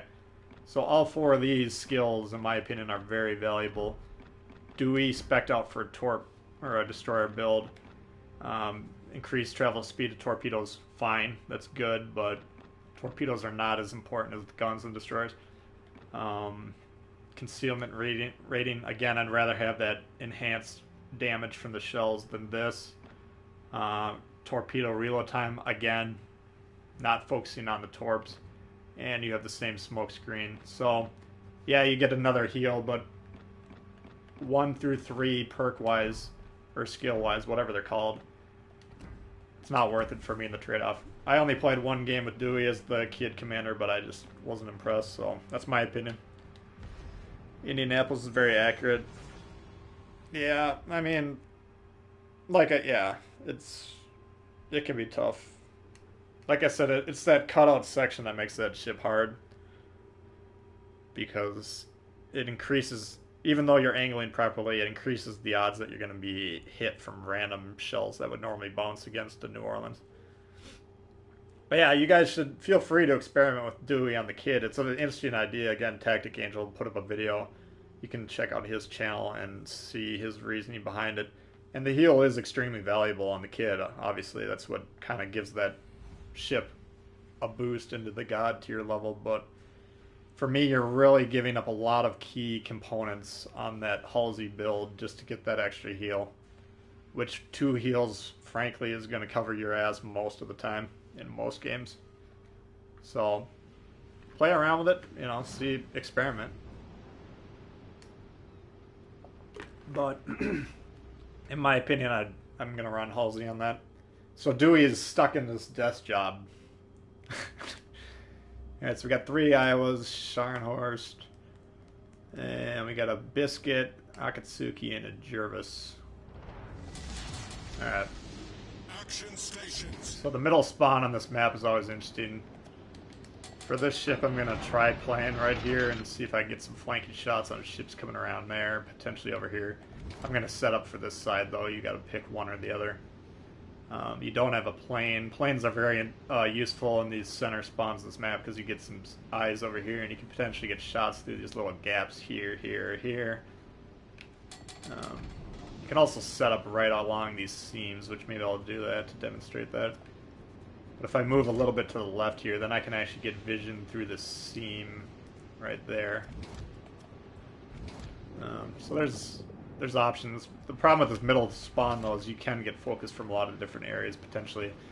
And you can also find yourself in situations where you're not doing anything just because you don't have angles on anything. So I'll usually start playing in this area if I spawn here with the eye to move on if possible.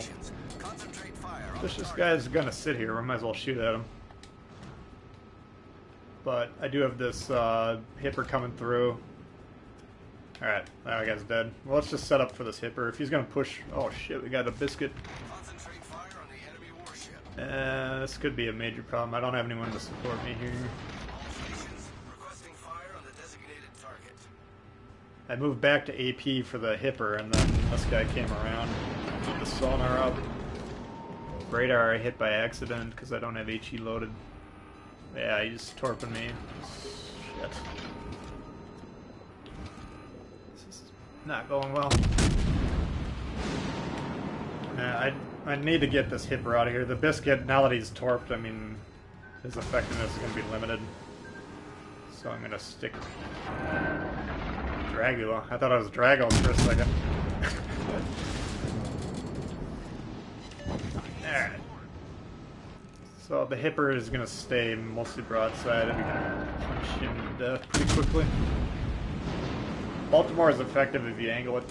It's got pretty good armor and the guns obviously are terrifying to be shot at by, so... Alright.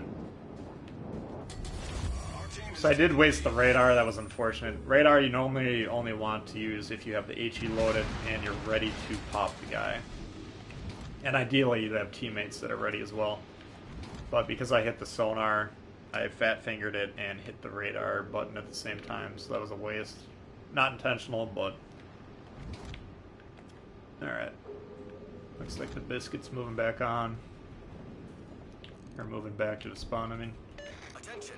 Reporting the target position. If Baltimore's worth the grind, yeah, this ship is fucking badass. Hate British HE, I mean, I hate getting shot by it. There's Dragos! What the hell's going on here? Yeah, I see you over there. I don't know if he's watching the stream right now or not, but this is a good friend of the channel. Alright, so he's sitting there in the Iowa. We're gonna put him down. Inspirations you run for Bay, Concealment, and Tierwit. That's interesting. All stations retreat. Alright, Dragos. Thank you. Apparently it's not stream sniping because he wouldn't be sitting there broadside to me. But Baltimore can absolutely shred this Iowa broadside like this. If you actually hit the shots, which apparently I can't do that. Looks like he's changing directions. Even not hitting the citadel, we're getting 5k, you know, just by landing the shots into the side there. But we can definitely access those citadels here if the shots... It's a little hard to aim just because the islands are here. Yeah, now he's noticed me. Who spotted me? Oh, this guy. This fucking biscuit again. This guy's causing a lot of problems. Oh, and Dragos is pissed. Yeah, that's the problem. It's a major problem. Alright, I'm gonna get away from him. So, pulling up to this island, he's not gonna be able to lob his shells over this biscuit. He's caused enough problems, so... Assuming he doesn't outplay me, we're gonna end his game. Looks like our ships are tied.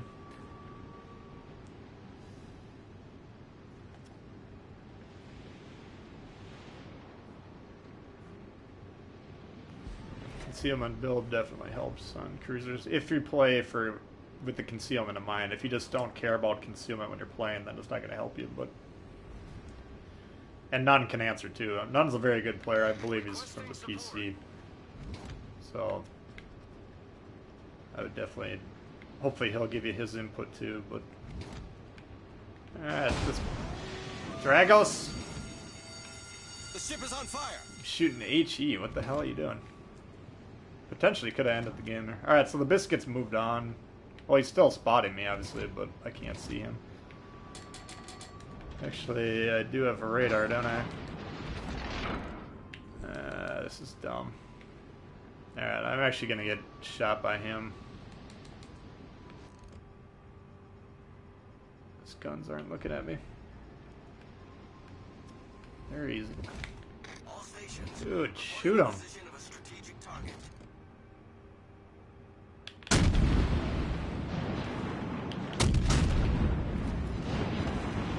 Should kill me. I'm trying to angle as hard as I can.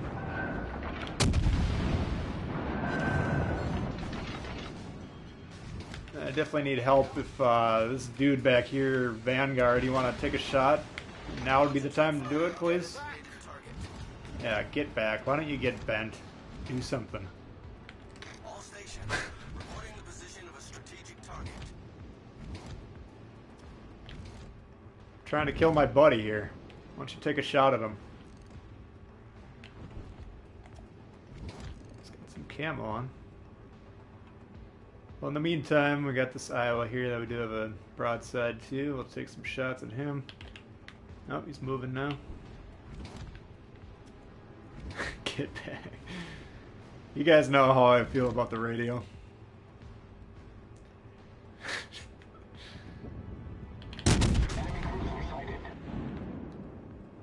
Is he going backwards? Alright. Looks like the York's coming around too. See, the problem is if these guys notice me, they can start shooting my broadside. But where did Dragos go? He's unspotted right now. There he is. Alright, so that's a major problem. Because you can angle against the Iowa, he's still going to do a lot of damage just by hitting your superstructure and stuff. Like, I can't sustain a fight with the Iowa for long term. But if he comes out broadside and I'm able to punch him, I can do some damage. Now I play with Dragos, I know he's a good player, so I know he's not going to come out broadside. He's going to come out well angled. You can see on the map he's pointed fairly steeply down. All stations, and he stopped. reporting the position of a strategic target. Yeah, I can get a little bit of damage on him. And there's a 4K.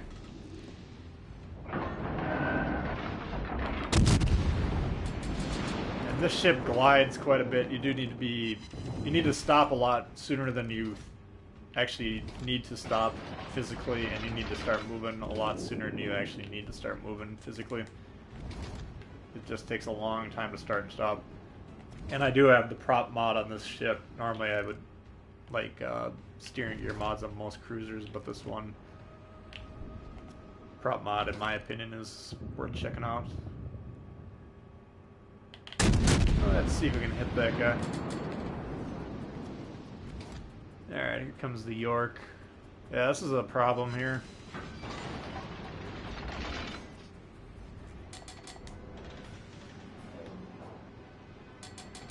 I mean, the back gun on this one's fairly accessible, but you're 100% of the time going to be more concerned about surviving than getting that back gun.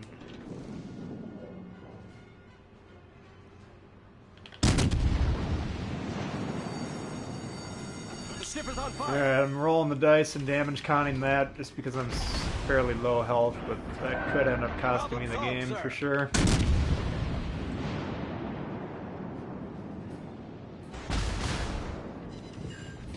If I can get him dead quickly, that might work, but the odds of him starting a fire by the time my damage count recharges is pretty high, so...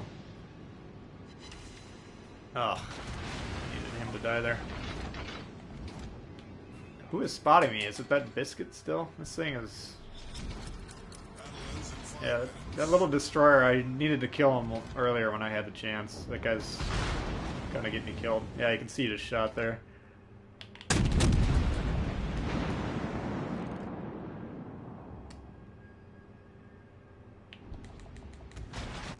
I'm not worried about his shots. I'm worried about him spotting me, though. So if I can get him dead, that would be ideal. Here comes Dragos around the corner. In terms of helping my team, getting this destroyer out of here is the most important thing I can do. Baltimore's #1 job in the game is to kill destroyers. That should do it. Flip. Oh my god. Come on.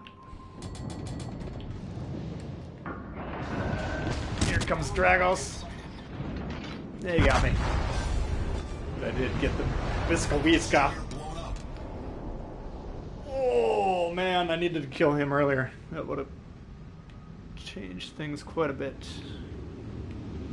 Dragos. So, what's our HP? I think we did about double our HP. This was actually a pretty good game. Scharnhorst, low, Iowa, fairly high, and then Dragos. I think that Vanguard actually did punch him fairly hard before he went down. So we'll check back on that. Remind me to see how that game turns out. That was actually a pretty fun game, I thought. About a 58% win percentage. Oh, that's really good, yeah. Anything above 50 is good, so... Want to hear a joke? Of course. What did none say? I always play to maximize ship's strengths instead of mitigating weaknesses. So U.S. cruisers improve the guns, Japanese cruisers concealment. Yeah, that's a good strategy. Yeah, I mean, those are kind of your main options unless you're really just willy-nilly picking things, but I don't know. I could go either way. Like on my Norm Scott intended build again would be, what do I have? I want to run Swirsky or Makawa. Probably Makawa if he actually has a bigger boost. And then Madden, just because these turret traverses are really hampering. But if you're just purely going to maximize the strengths, then you'd probably run like possibly Yamamoto. I don't have him. Yamamoto increases the pen. I mean, that's... You already have really good pen for the AP.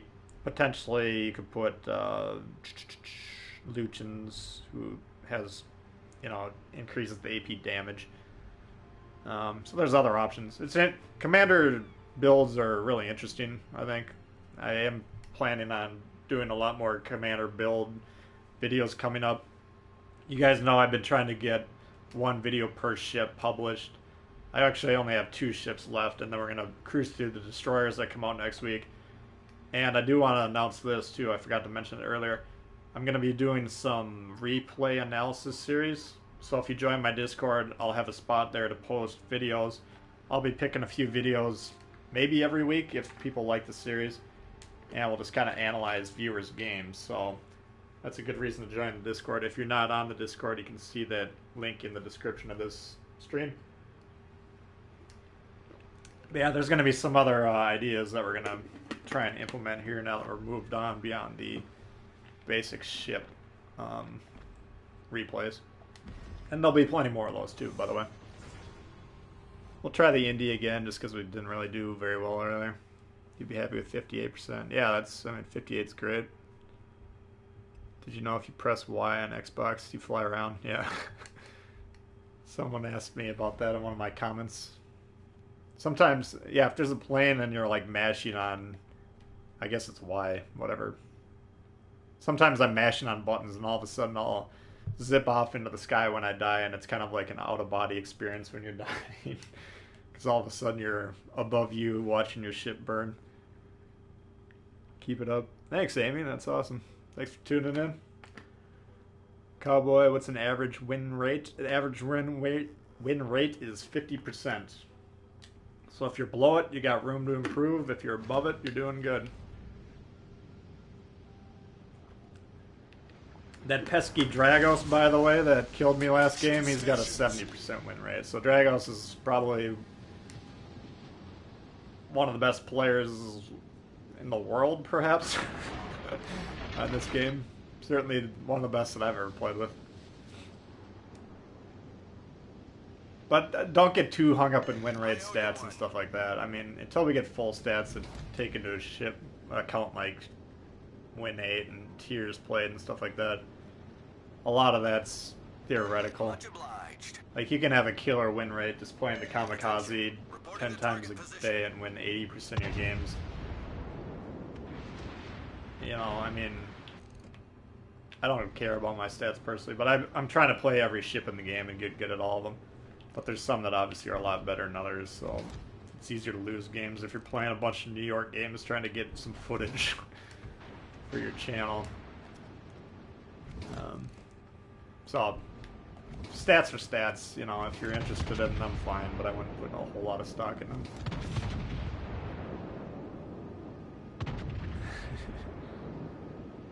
Yeah, Mintran is Dragos right there, so excellent player. And by the way, that's another perk if you join the Discord. There's a lot of good players do Division Up with both on Xbox and PS4, so a lot of perks just from hanging out there. And the Discord is growing every day, so it's turning into quite a good community, which I'm really excited about. Alright, so we've positioned the Colorado at the edge of my firing range. You can see I have quite a buffer in terms of view range or detection range now, so I'm going to get some shots going. I do have this destroyer over here that potentially we could shoot at. I do have a destroyer hunting me as well. We lost the Colorado. Here's a trick: you can, if you're trying to figure out how far away, like this, it's 11.9 kilometers. So my radar range, I think, is about 9.8. I don't know. I'd have to double check.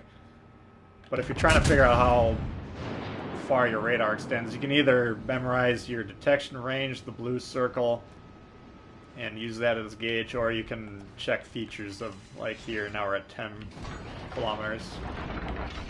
And there you saw we landed the Citadel on the Colorado, which is a heavily armored ship. Again, USN AP, very effective.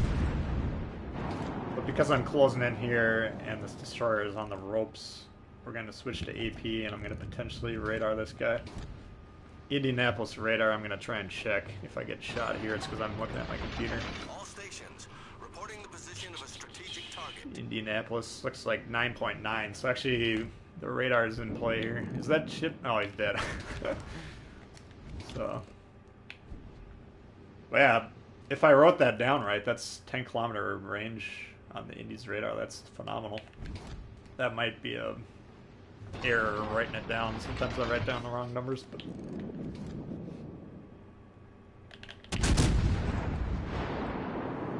70% is very high.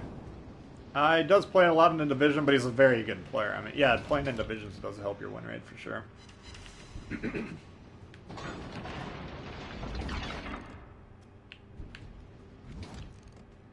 But yeah, I mean, you saw how he's playing against me there. Like, instead of sailing out wildly broadside, he maneuvered his ship well, so he barely poked around, so he was getting shots on people, but I couldn't really penetrate him.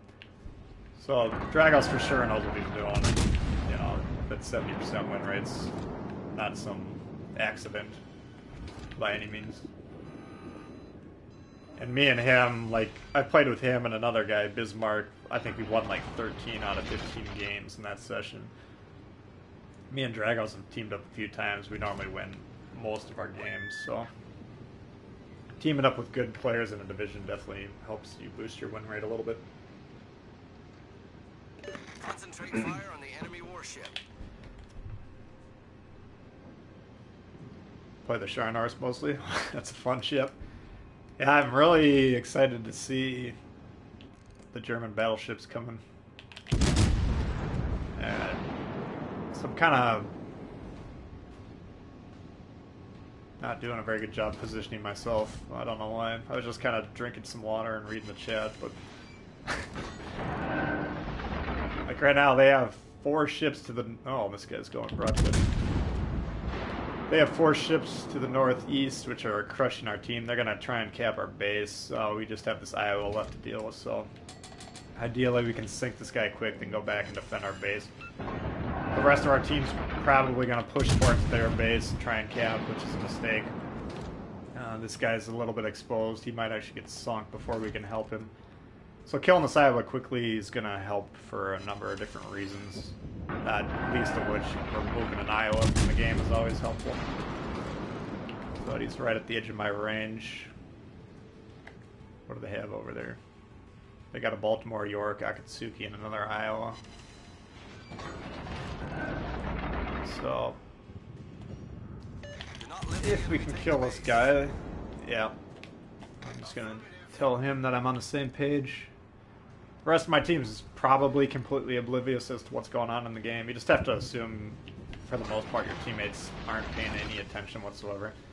We got about 3 minutes before they start harassing both the Samagi and the base. So, again, we need to kill this guy. Looks like those torps are going to do it. So, we'll go move on. Signal the base a couple times so people potentially could think about it. Let the enemy take the base. But sounds like me and the Amagi are on the same page. Looks like this Atlanta's also coming by. This guy's basically dead, so I don't care really what he does. And the Scharnhorst is going to try and push towards the base. Actually, this Amagi... No, he's turning around. No, I don't know. He might be trying to pressure their base, which I guess I'm not overly concerned about. If I do have 4 ships that aggressively push that base, I'm not going to be able to defend it by myself. He's probably positioned himself in for crossfires, which is a really good play. I like what he's doing. Because if I kind of defend the base from the southwest position from the base, and he's more to the north, then ships that are angling against me, excuse me, trying to prevent me from damaging them, are going to expose the broadsides to him. So this is what you want to be looking for. Create crossfires by positioning yourselves in different locations on the map. Another great reason not to bunch up into a ball and curl up and start sucking your thumb when you're playing this game.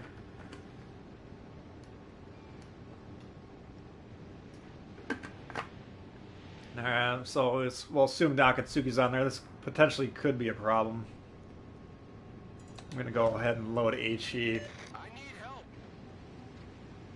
Yeah, you can see we have 2 guys that are just not interested in the outcome of the game whatsoever. Usually when you win your flank, you want to go back and defend your base. It's going to be the right play about 8 out of 10 to 9 out of 10 times. But, so I'm 14k away from the land. Oh, we do have shots here, so I'm going to switch back to AP. But the destroyer is the one who's accruing his capture point, so we need to get him shot and reset as quick as possible. All I have to do is shoot him once, and then I'm not really worried. I think the 3 of us seem like we should be able to punch through these ships. Baltimore's low. I'm actually going to switch to him. Obviously, you saw last game. Very capable of doing a lot of damage in short order. Baltimore's are slow ships, so instead of doing a 16-tick shot like a full-speed cruiser would be, I'm going to try a 13 and see how that lands. Looks like it's pretty decent. Maybe... yeah, whatever. Oops. Alright, we need a sonar for my protection and my team's. And keeping an eye on the score. We're getting to the point where I'm going to have to radar, but if I can kill this Baltimore first, that would be helpful. This ship can definitely wreck us. Yeah, that was dangerous. Right, I'm going to actually switch to HE either way. We can burn that ship down. He's well-angled. Well-angled Baltimores are going to be tough with that. As soon as he's dead, we're going to radar. Oh, shit. That was the problem there. So that actually could turn into a loss pretty quickly.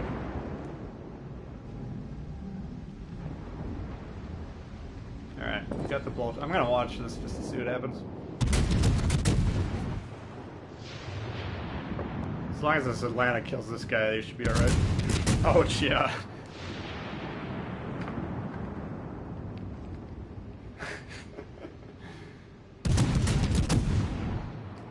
He smoked up. I'm assuming he used his radar there, which is the proper play. Should be melting this guy, so looks like he's got a little bit of an aiming issue, but that's hopefully alright. This Iowa's got 2 ships. Oh my god, did he not sink this guy? Yeah, Iowa's the M53. Alright, I'm gonna head to the bathroom very quick. I'll be right back.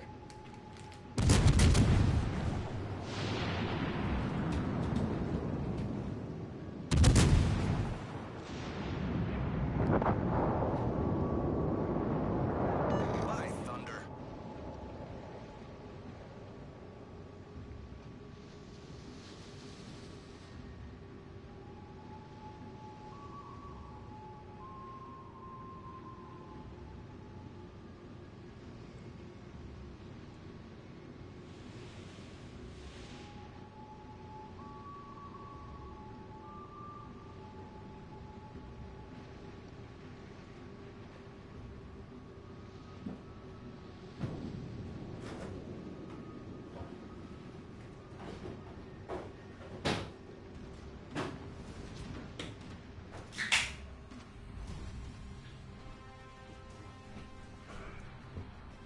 Alright, looks like I'm assuming we won, hopefully.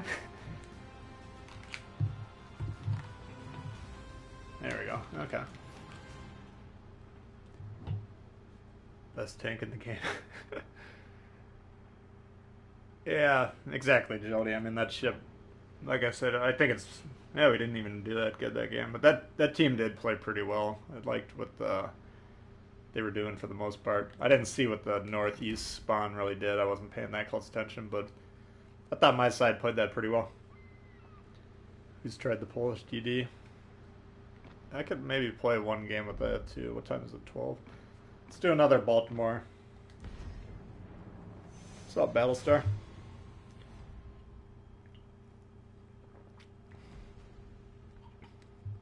Bathroom and door noises.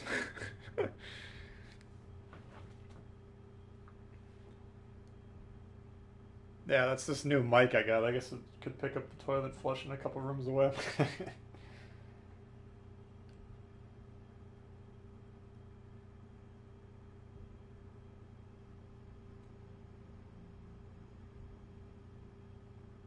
Alright. So we're actually getting some quickly loaded T7 games. If you play T7 late at night, sometimes it takes a couple minutes. Buffing your Dewey, yeah.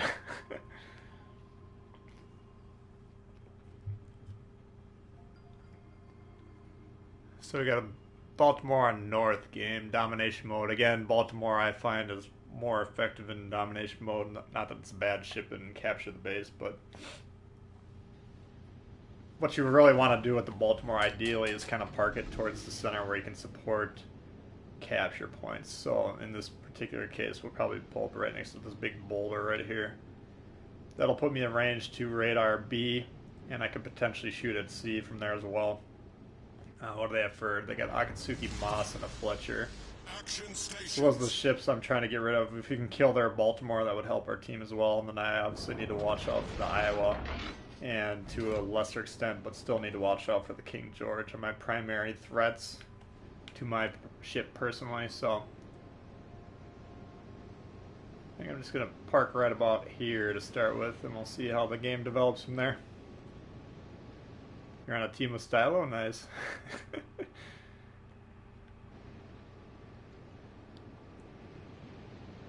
You're excited for German battleships, Amy? Yeah, me too. Yeah, that Tirpitz, I can't wait to get that unlocked. I mean, the Bismarck's going to be dope. The Gneisenau, which I think, was it you, Battlestar, that said it's Gneisenau? I looked online last night to solve that question, and most of the German speakers were saying it was Gneisenau. I'd say it was about 80% were saying it that way, so. Stone the crows. Yeah, we are detected. Dash it all. As soon as B starts changing on there. Enemy cruiser sighted. Yeah, that's Iowa. Yeah. Alright, if we can get this Fletcher off the board, we're doing things right. Alright. So he's gonna smoke, and as long as that cruiser doesn't absolutely punish me there, we're gonna hit the radar. And hopefully just take him out of the game. This is the power of the radar ships. Not only I'm able to shoot at them, but my team, hopefully. If you're on a division, you definitely want to be calling out, kill the, I'm about to radar. There we go. If you're playing with a mic, you want to tell your team I'm about to radar. You know, etc., etc. The radar is definitely way more effective if other people on your team are in a position to utilize it as well. I never play with the mic unless I'm playing a division, just because I don't really enjoy doing that for various reasons. But that's my job accomplished opening play. Now I wish this destroyer, where is he? There he is. He's moving forward. See, I cleared his guy out for him, so he should be able to capture that. I didn't see what this cruiser was yet. If it's a Baltimore, then I'd be a little bit more cautious for that Jervis, but if it's anything else, he should. Up Myoko, okay. So that Iowa, I'm going to verify he's not paying attention yet, but his guns are fairly close to me, so I need to be able to react quickly. I need to keep an eye on him, because that ship is dangerous. Normally if you tap someone once, they're going to gun it forward at full speed, so That's why I took a fairly big lead on that guy. And my window... Oh.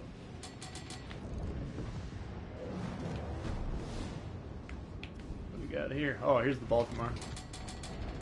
So this guy's definitely... Alright, he just killed the Moss. I was going to say he's focused on whatever's going on over there.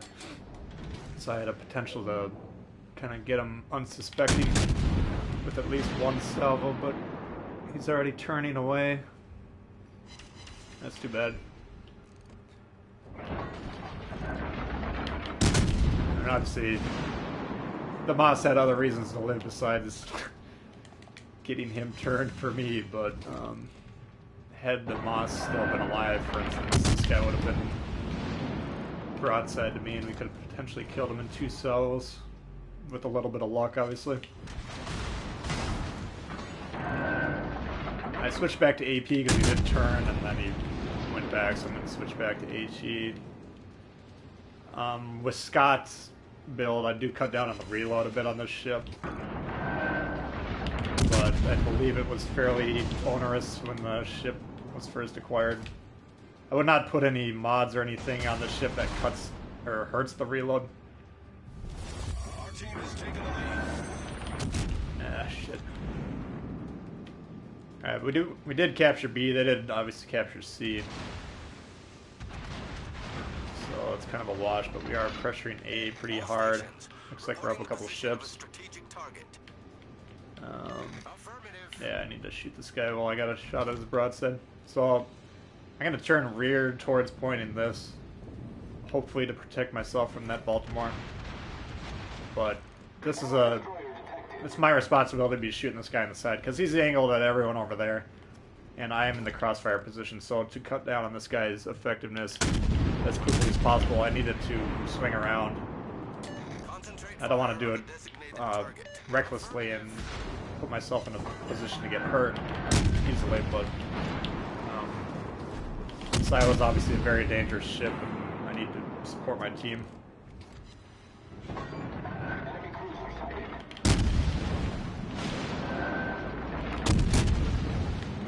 Yeah, so we're... Oh, shit. Oh, this guy's back. Now I'm running into some problems with multiple crossfires. I got these guys back here. This guy over here is shooting HE currently. And... The ship is on fire. That guy's not going to shoot at me because he's busy. But the Baltimore, I'm definitely the most worried about. Then this guy, then this guy. And if the Iowa, for some reason, turned to shoot at me, then I'd be very worried about him in short order. But this is a very dangerous spot. Just having all these guys. There's not a lot I can really do right now except for try and move.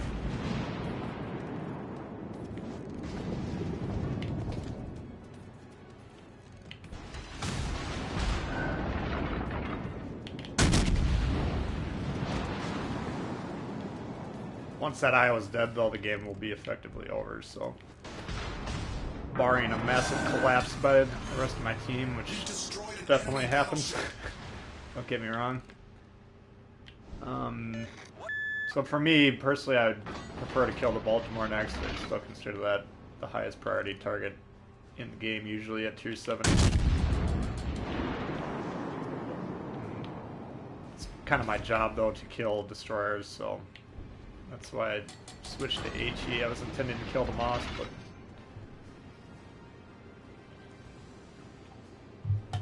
The problem with having that Baltimore there is if I go turn to deal with the Moss, then this guy can shoot me in the side, and I'm not going to do much good dead, so... I'm going to turn on the sonar just to make sure this guy's not radar or torping me, and then we're going to try and kill this guy if we can. Doesn't look like he's going full speed to me, but sometimes it's tough to tell range. Yeah, he actually was going full speed. Concentrate fire on the enemy warship. Bummer. He beached. Okay.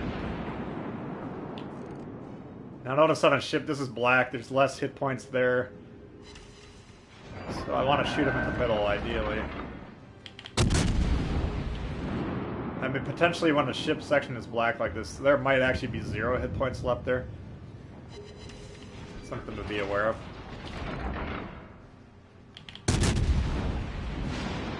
Should do the trick right there, hopefully. There you go. Enemy cruiser found. Alright, we'll let those guys deal with him. We'll go try and look for the Moss. Where are the rest of the sea ships? What sea ships? Died to some Russian dude. Bodies.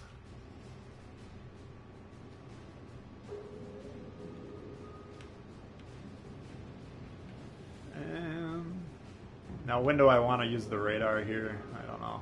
I'm pretty much going to be permanently detected due to how open the sea is. And we have no... I mean, I haven't seen any torps come in, so this guy could very well be on the back edge. Are these guys not... I was fine with leaving the kill for them, but... And this cheeky guy is shooting at me. I was inclined to leave you alone, buddy, but if you're gonna do that... See, I'm still spotted here, so I mean... Where is he? He's within this blue circle, which really, there's a lot of open land, or open water over here. Torpedoes, dead ahead. Alright, so now we know roughly where he is, and... What's my view range, or detection range on this? Baltimore... 10-7, so... He has a Moss. I don't know what the torp range on a Moss is yet. Once my guns swing around, I'm just going to fire the radar up. I'm assuming he's semi-close to me. This guy's coming around again. If he shoots me in the side, I'm going to be disappointed. Alright, let's see if we find him. There he is. Alright.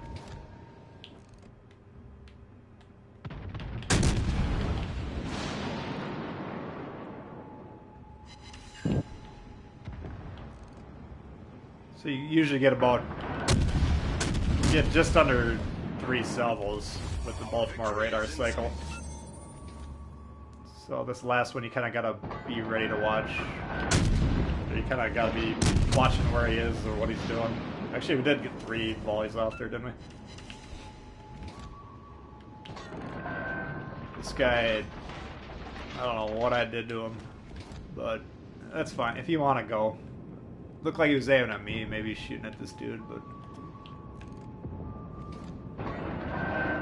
If he wants to throw down, I'll throw down, that's fine. Oh, he got him. Alright.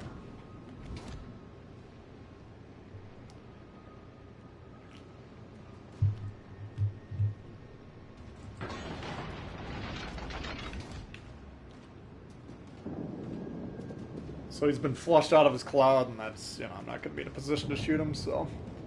Not a bad game. We did roughly double our damage. The Baltimore's not a high DPM ship, so... For the Baltimore, I feel like if you're killing destroyers or spotting them for your team, that's your main job. If you do that well, then I consider that a good game, first and foremost. We did manage to kill 3 ships, which was fine. And you could get pretty decent scores with that, so... That's a look at the Baltimore. I think someone wanted to see the biscuit, right? So I'll play one more biscuit here, and then we'll see how we're doing on time. Is the Indy worth grabbing? I mean, I don't know, I'm on the fence on that one. Like, it's a good ship, but again, I can have some problems because it's tough to angle it due to that cutout section. But it is a radar ship, which is valuable. It has good hitting American guns. So, I mean, I like it. I can have some good games in it, but sometimes you have games that don't live up to what you're hoping to do just because of some of the issues with the ship. The PL, the Polish Lightning. I'm just going to go with Biscuit for now. Yeah, I mean, the Indy's not a bad ship. It's just once in a while it'll cause you to get some gray hair going. Yeah, so we got tier 7 match. They have 2 tier 5 failed platoon destroyers, which is they actually have Iowa Kagero. Yeah, so it's mostly tier 6. For some reason I got stuck with... Oh, we do have a tier 5 on our team. Bizarre. All stations, proceed to capture that area. Alright, so Swirsky, you can see I have the radio location on him. You can see that rainbow-shaped white line that's showing me the direction of the ship that's closest to me. The Biscuits guns are pretty good. All stations, requesting It's fire similar to a on British ship. In fact, it's actually a ship, I think, donated by the UK or bought from the UK that Poland bought.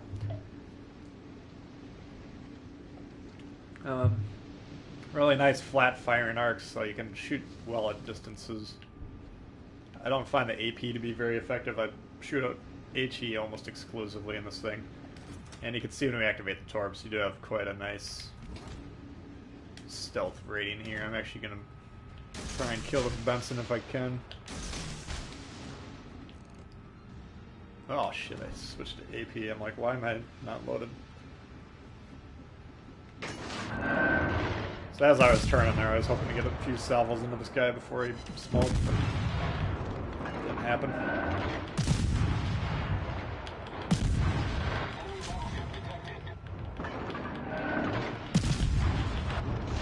And he's got a lot of torque zipping through him. Oh! What did we get? We got the Benson. Okay. Off to a great start. Interesting. So I thought he kind of stopped there. He must have zipped through on the far edge of that smoke. And they're still capturing C, so... He's in a 3-man destroyer division. One of them is spotted on B, so we do have either a Mayhan or an Icarus in C, which I'm not really afraid of each of those. I've only seen the Biscuit out there a few times. I don't know. I feel like if you play it well, you can do... It's... For some reason, it's my most played ship. Which I think I was grinding a lot when I first got it to make some credits, because it does make pretty good money. But... I'm assuming this guy's in the cloud. You can see the radio location. Now, it's not pinpoint accuracy, but you can just... I'm just going to go ahead and blind the torps. Why not? I mean, the guy's clearly in the smoke. Or wait. Yeah, he should be in the smoke cloud. Oh, I was looking for the combs. Yeah, they're right on the inside of that smoke. Man, my voice is running thin. Concentrate fire on the enemy warship. So, I mean, in Icarus, I can win that gunfight. Mayhan might be a dicey proposition. I think a Mayhan should probably beat a Biscuit. The Biscuit's really not very maneuverable. It's a slow ship. There's the Mayhan over there, so this is the Icarus. He should have radar or sonar, which should help him. But in a straight-up gunfight, I'd take this one. And he's focused on another guy, so he's gonna have some problems.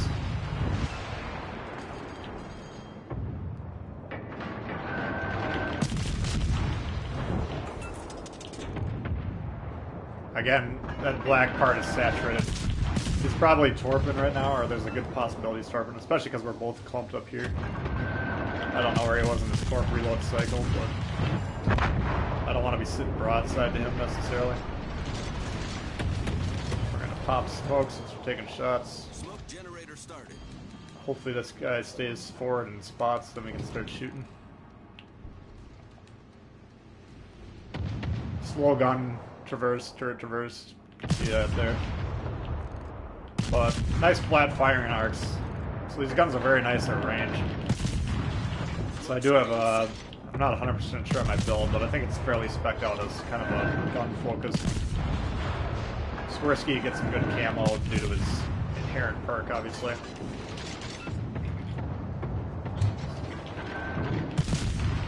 So it's really a nice hybrid ship. I actually do like this destroyer quite a bit.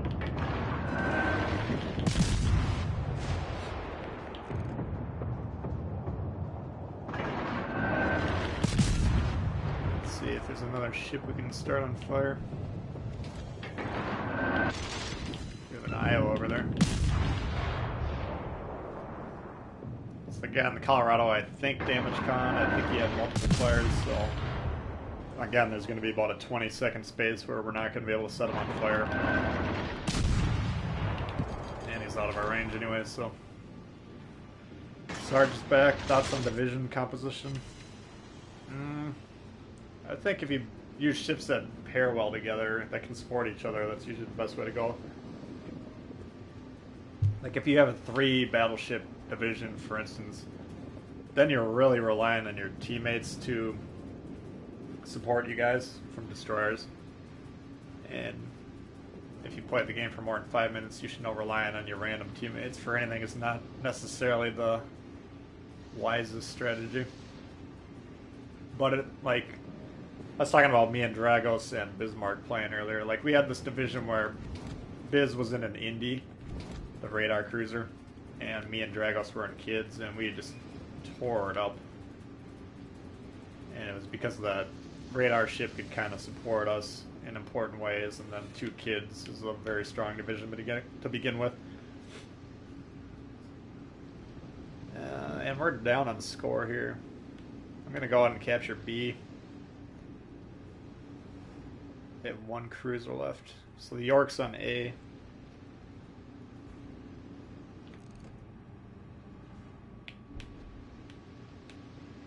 Yeah.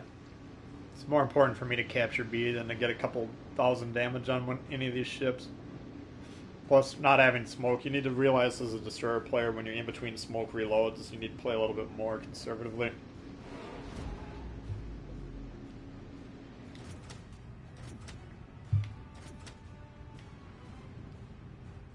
Torp range on the ship isn't amazing, but I think it's 8 if I'm not mistaken. This guy.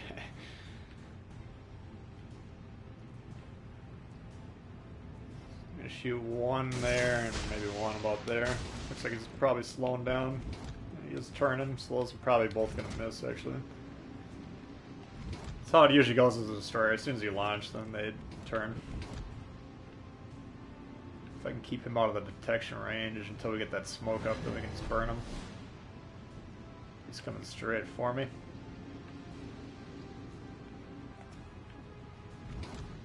But getting that second point, that's going to help us quite a bit. And nope, he did miss him. Quick torp reload on the ship too, so. Oh, this guy was really low.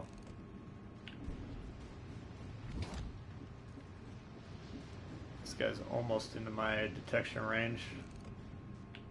He's actually on B. I'm kind of relying on this guy to spot him.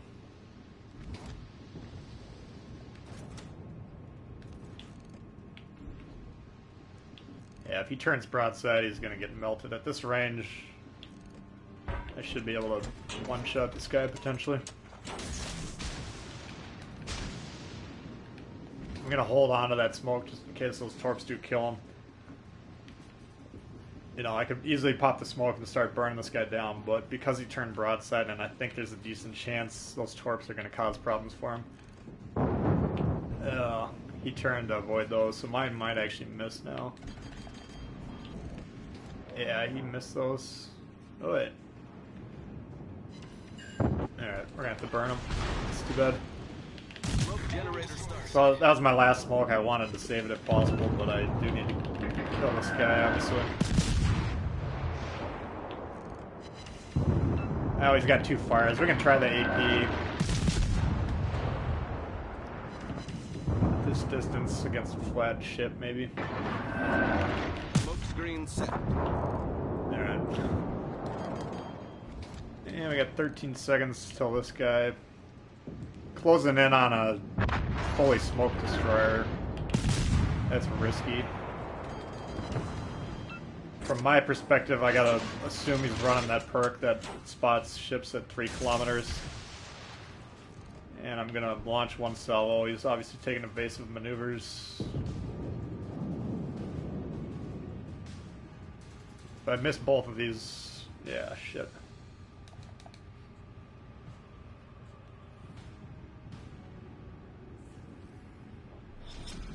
Alright, he does have that perk. And he is turning back. Critical engine damage. I can't. This is risky, obviously, but I cannot miss these torps here. He can definitely kill me before I even launch him, though. Alright, I gotta do something. This is turning into an issue. That might get him. Find out. Engine boost activated. Problem solved, sir. No, not enough. I needed that first salvo to hit. It might have just cost us the game. I might have... Once I got that smoke up, I probably should have just gotten out of there.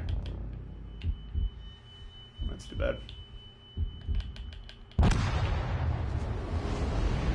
I think we're gonna kill him though, due to the flood. So what do we get? 110k. I mean, that's pretty good damage for a destroyer. Torps are a tad on the slow side. Yeah. I don't know. I mean, because the ship has stealth characteristics, the torps are good. I just don't think... Well, we can take a look at the stats. Destroyers.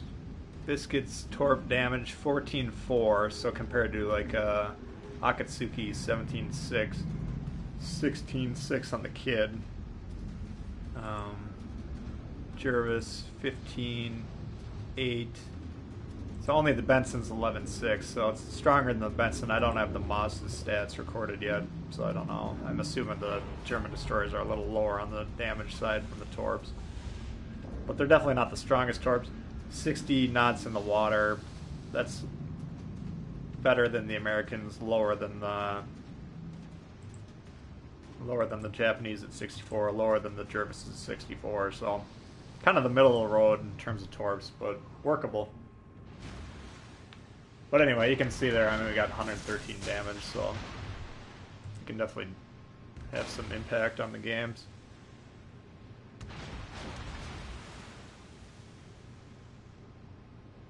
Best divisions are all the same type of ship.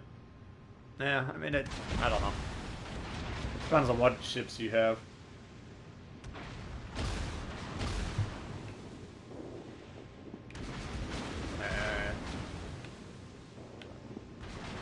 Well, it looks like that's going to be a loss, so I think I'm going to call it there, guys. I do have some stuff I got to get done this afternoon, but appreciate everyone for tuning in. It's been a lot of fun today. Sarge, thank you again for the awesome donation earlier. That was very generous. And my plan is tomorrow get a Kagero video up, and then Monday I'll be streaming probably at 10 Central again for the German destroyers, if anyone's interested in checking that out. So that'll do it for me, guys, but I hope you all have a great day, and we'll see you all soon. Alright, peace.